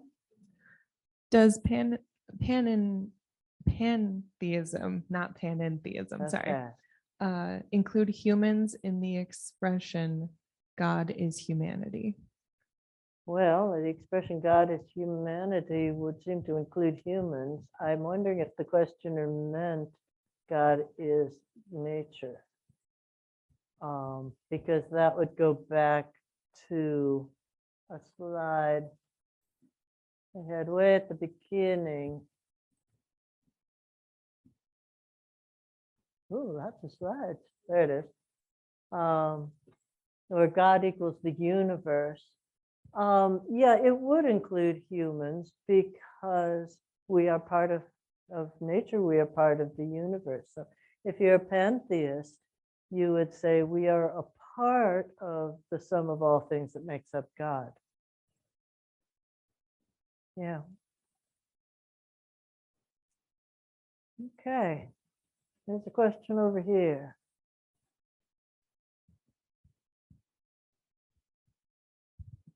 I'm thinking about what we hear in church at the homilies and the training that our younger priests are getting. Would you say that their view is more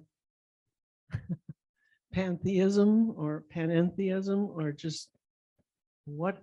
I mean, I don't hear these sorts of things. And You don't hear these sorts of things in church. Yeah, the church has often been, it's often held its mystical traditions and its mystics suspect. Now, there are some good reasons for this. For example, let's go back to old Halaj, right? Who said, I am the real. Any church is going to, if they got people coming around basically saying, well, I am God, and they're going to go, no, you're not. Okay, so this idea that you can attain unity with God before you die. There's a saying that was on one of my slides. I didn't really talk about it. That the Sufis have, die before you die, by which they mean, if you can die to your ego and get to at least stage 6, sainthood, before you die. The church, often just preaches that they don't preach divinization, even though it is a part of our Christian heritage and a part of the patristic heritage of, both the Eastern Orthodox. The Eastern Orthodox do preach this much more. You'll hear this more in the Eastern Orthodox tradition. Among Protestants, the Quaker tradition, this is it. They're panentheists, okay? But you're not as likely to hear it from the pulpit of the mainline churches. And I think part of the problem goes back to the idea that most of the mainline churches, they might give some lip service to the view on the right, but they tend to more have the view on the left, a theistic view of God, that there's the world is a place of sin and suffering, and then there's God, and God is transcendent, God transcends the world, God is this infinite, perfect being, so their view is much more of God as transcendent. My thoughts are not your thoughts. My ways are not my ways. God is somewhat inscrutable.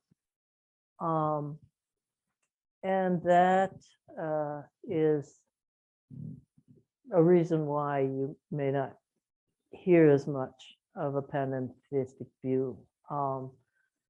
Now, my little inner cynic is also saying, well, yeah, and also, if everybody is on this path, there's no real hierarchy.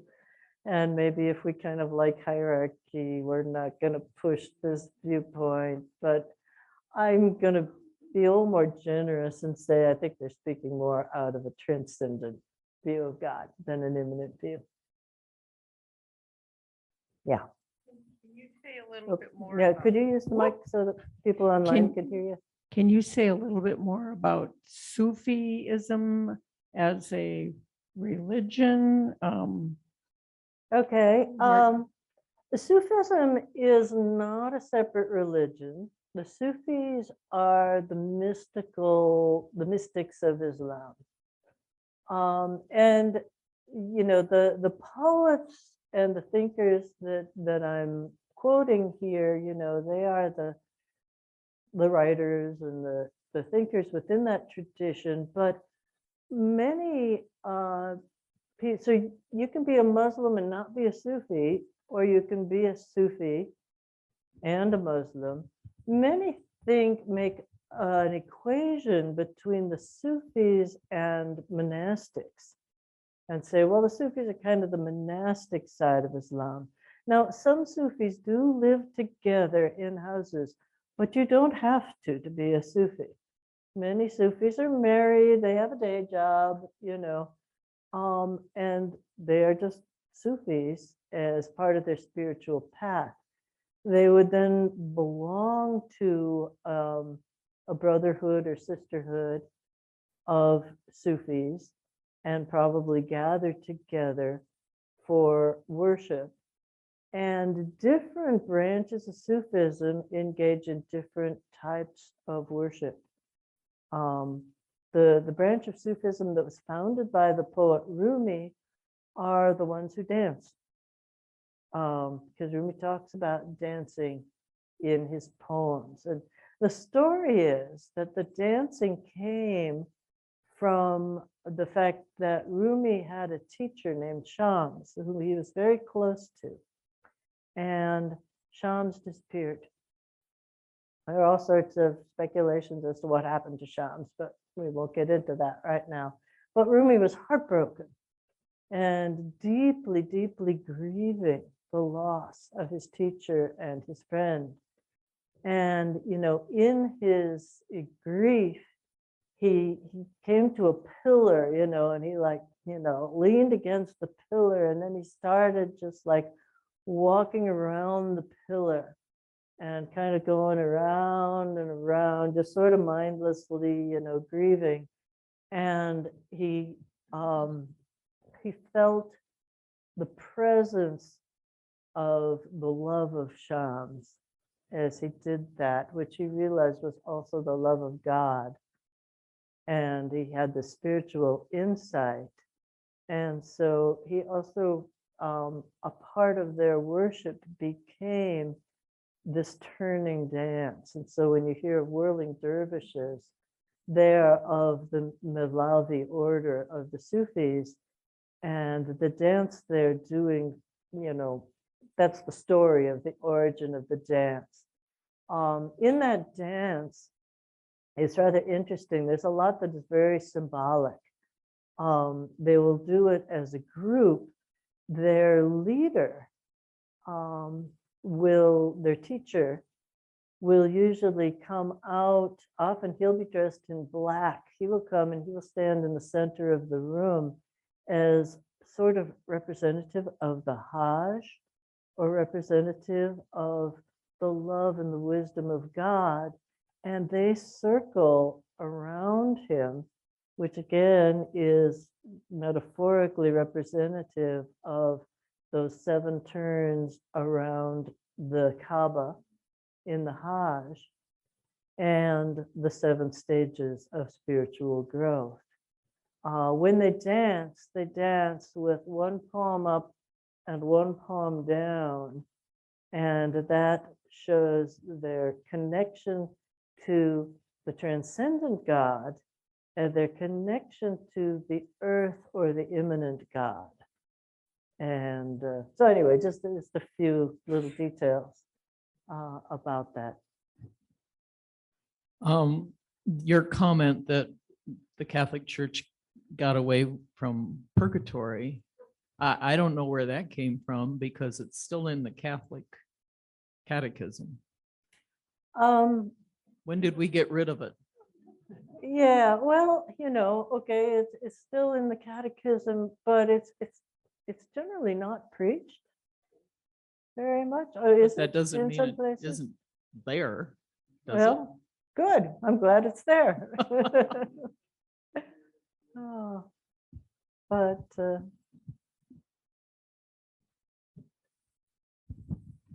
If we think of your story so far as the evolution of our knowing God, where do you see this evolution going forward?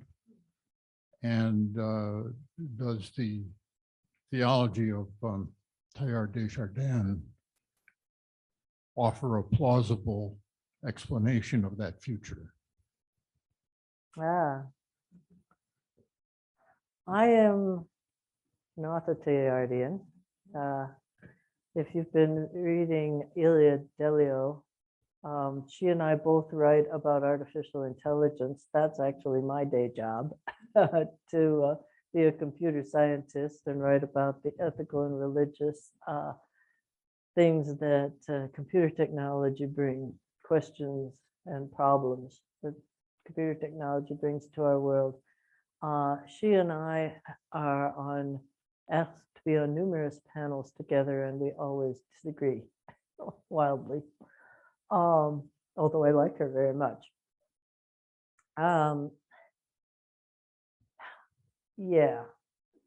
First of all, I'm going to hide behind Yogi Berra, who said, predictions are hard, especially about the future. Where's it going? I don't know. If I knew, I have faith that the whole world is held in God and in God's love and God's embrace.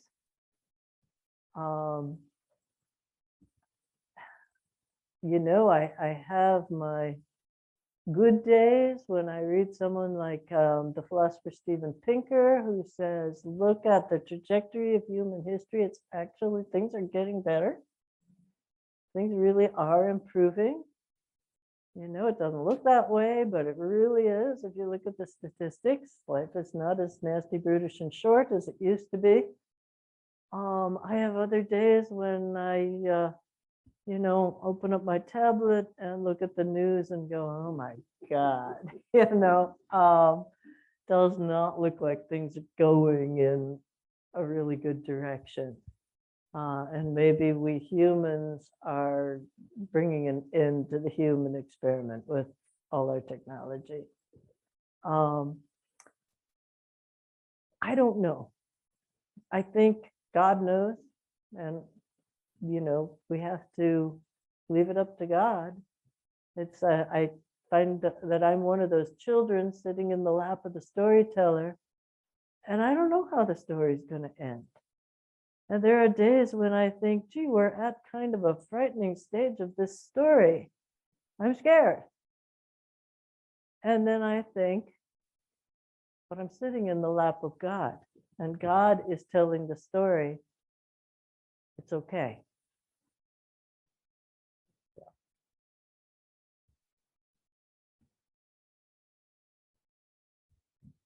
Well, and when you say that, in my mind, I'm thinking, isn't that the faith we have? We have to have hope that God is around us and with us every day. My husband recently died from pancreatic cancer.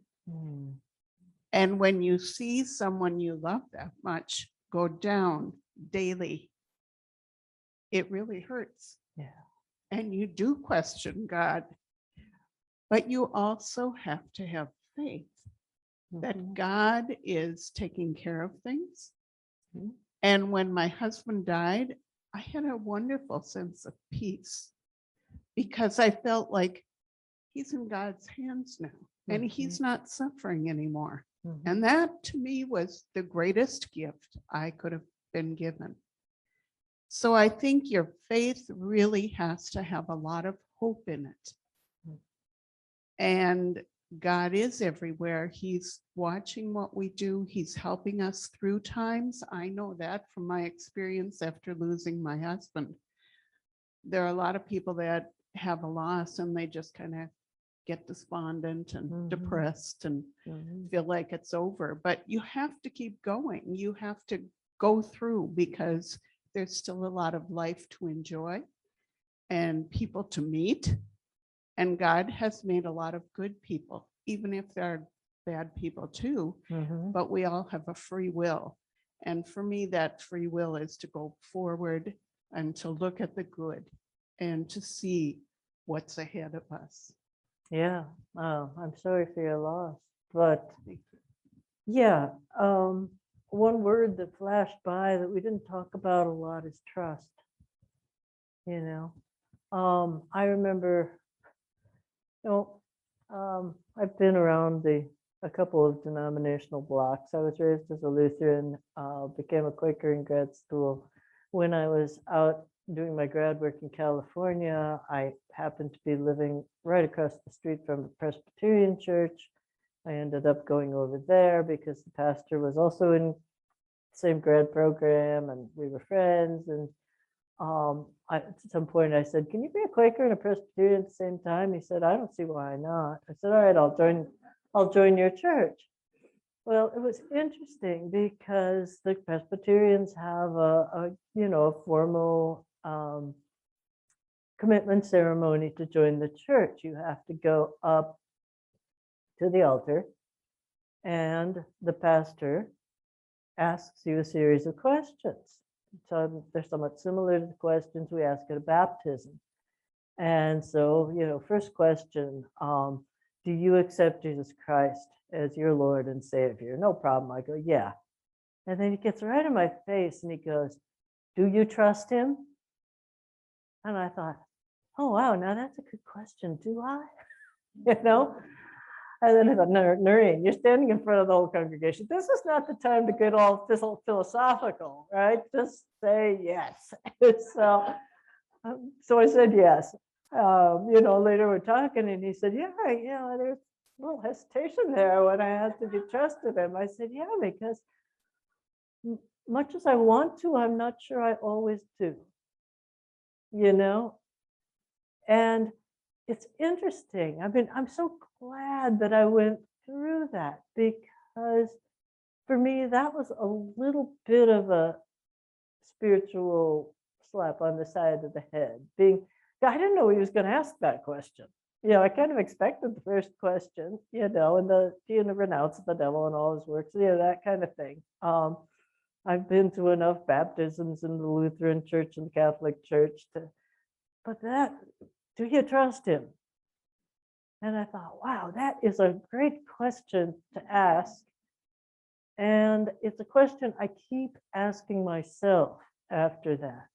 When I get bogged down, when I get into that point where I want to be a little bit depressed or despondent, and I ask myself, do you trust him? And, I certainly want to. It helps me to trust more. Another question from online. My 8-year-old son asked me, if we evolved from monkeys and we are made in God's image and likeness, does that mean God evolves too? I wonder if solution 2 and 3 confirms this. That's a really interesting question. Well, first of all, I would maybe tell the son we didn't evolve from monkeys. We evolved from a common ancestor to monkeys and us. So it's like a branch in the tree. And when they went down one branch and we went down a different branch. Is God evolving? Well, if we believe with solution 2 that God changes, then maybe God is evolving. However, the one thing that I know is evolving is our understanding of God. our understanding of God has evolved a great deal. And you can certainly trace a lot of this evolution through the Old Testament and into the New Testament.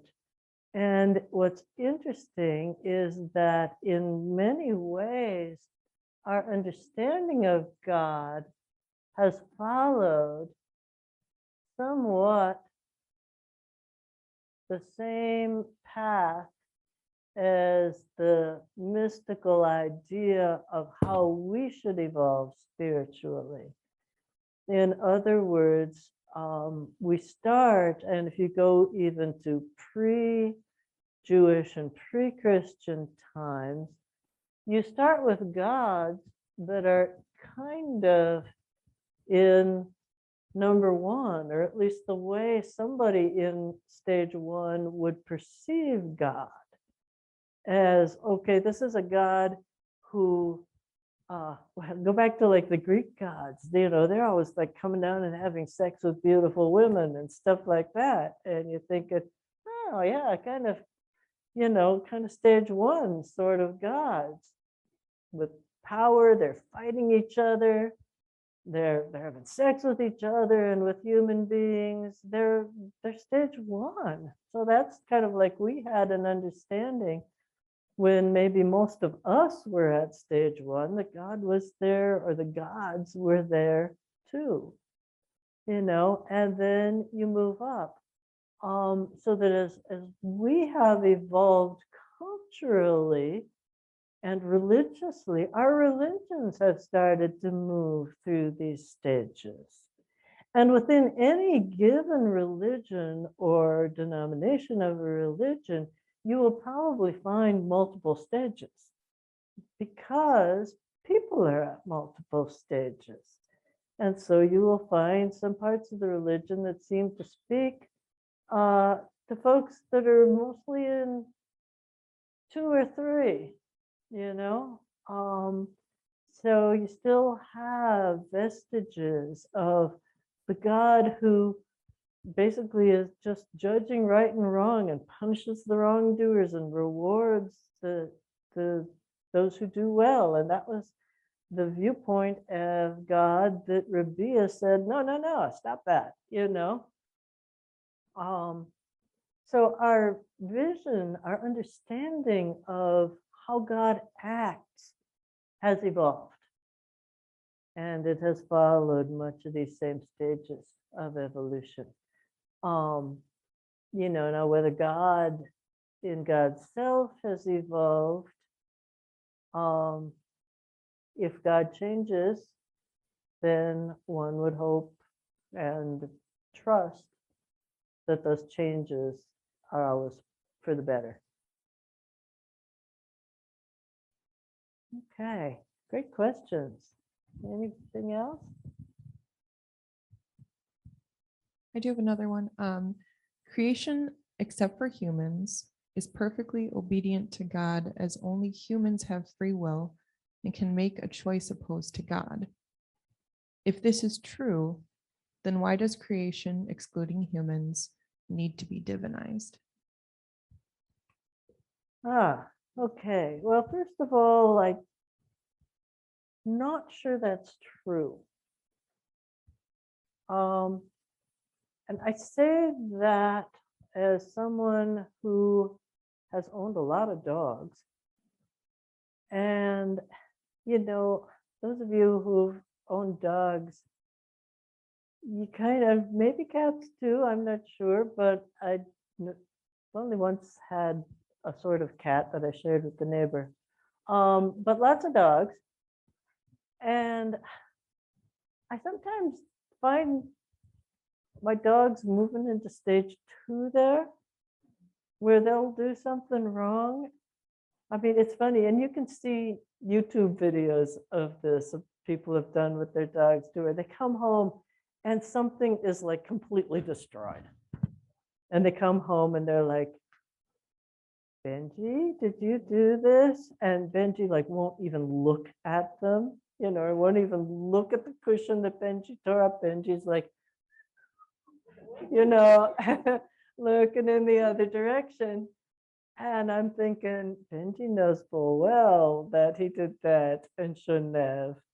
And is a little bit in the regretful stage of seeing right and wrong. So, is Benji perfect? No, no. Does Benji with some training often get a little better? Yeah. Okay, like a child. So, yeah, so I'm not sure I would go to say, well, all the rest of creation is perfect and never does anything wrong. I'm just going to go back to Paul on this one. All creation is groaning as if in childbirth to bring, the kingdom of God into being. So that was the first part of the question. Yeah, is this right? What was the last part?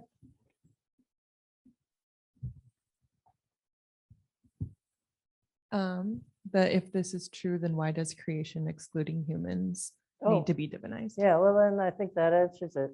Then if that isn't true, then all of creation is becoming divinized. And of course, remember, let's go back to Isaiah.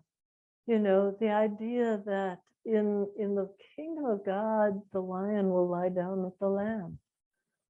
We're not living in that kingdom. So we're living where nature is still red in tooth and claw.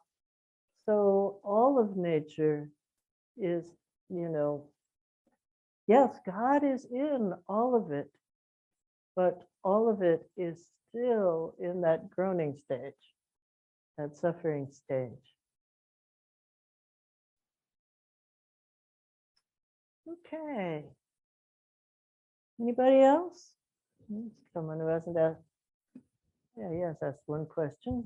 I have Well, I another. want to go back to the question I tried to ask earlier because you've been answering it ever since. You've referred to evolution because of other questions. There was a very inspiring comments about hope a few minutes ago. You've described our understanding of God as evolving and wondering whether God is evolving or it's just our understanding.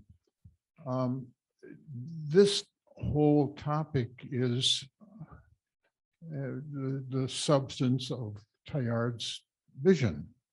Where is it all going? And I think it's not just an academic question to me. I'm sorry, I'm not meaning to make a speech. There's a question here. Is it not fair to say that our personal lives and beliefs and hope for the future is buried in how we view the whole picture? Where is it all going is an important question if we stop and think a lot. And is it not realistic to think that if all of those steps, those 7 steps, by whomever, are successful in everyone or virtually everyone, that we have not arrived at a place in God's creation that truly reflects God's perfection? He didn't make, and I don't like to say he, but God did not make an imperfect creation. He did give us the opportunity to participate in it. But as we move up those levels of consciousness as a universe, is it not fair to say that we are moving toward, quote unquote, the Christ? Yeah, I think it probably is fair to say that. Here's where I struggle with Teilhard.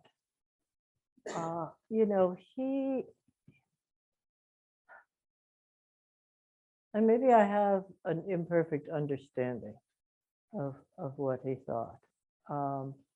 But he has this omega point that everything is evolving toward. And you could say that omega point is the Christ, or everything moves into unity with God. The question here is, what kind of unity? And this is a question that I think is pretty hard to answer. And I think there are many thinkers who see this as a sort of absolute unity, where everything just suddenly becomes, there's nothing left but God. And there are other thinkers who see this as unity in diversity. In other words, that everything is spiritually perfect and spiritually a part of God, and yet maintains some separation. Which of those happen, it's hard to say. But I do believe that the Christian doctrine of the resurrection of the body, we say, I believe in the resurrection of the body. Now, I'm not sure we always believe that. If you listen to a lot of Christian preaching at funerals or just people talking at a funeral, they'll just say, well, his soul is with God, in a sense that, okay, his soul detached from the body and this sort of amorphous thing called the soul just sort of drifted off to be with God. But in the Apostles' Creed, we say we believe in the resurrection of the body and the life everlasting. What kind of body? Well, we don't know. In the New Testament, Paul talks about it a little, and he says, well, we shall all be changed. It'll be a different sort of body. But I think what that idea of the resurrection of the body is getting at is unity in diversity or in separation, in the sense that it doesn't say that we believe that we will be subsumed into the Godhead, as you might find in some Eastern traditions. It says we believe in the resurrection of the body and the life everlasting. And that at least calls for something that isn't just a total, only God remains. Now, how you fit that all together, that's hard. That's hard, I don't think, I can't think of a single theologian where I can say, okay, this person has every single puzzle piece in place. Here is the picture, We don't see the whole picture. If we come back to the Apostle Paul, he says, now we see through a glass darkly. We will later see face to face. We don't see all the pieces of the puzzle. We don't see the whole picture. Or as Rumi put it, Rumi writes in one of his poems about a story probably others of you have already heard of the blind men with the elephant. Each one gets a hold of a different part of the elephant and says, oh, an elephant is like a tree because they got the leg, or an elephant is like a rope because they got the tail, or no, an elephant is smooth and pointed as they got the tusk. We all get intimations, as Halaj said. We get pieces of the puzzle of who God is, who we are, where we're headed, and we miss a lot of pieces too, a lot we don't see clearly, and that's where the do you trust him part comes in. And you have to say, I can't clearly see where all of this is going. I can't clearly articulate how absolutely all of these pieces fit together. But I can take all of these pieces, and that can be enough for me to say, I trust you. Yeah, so you end there.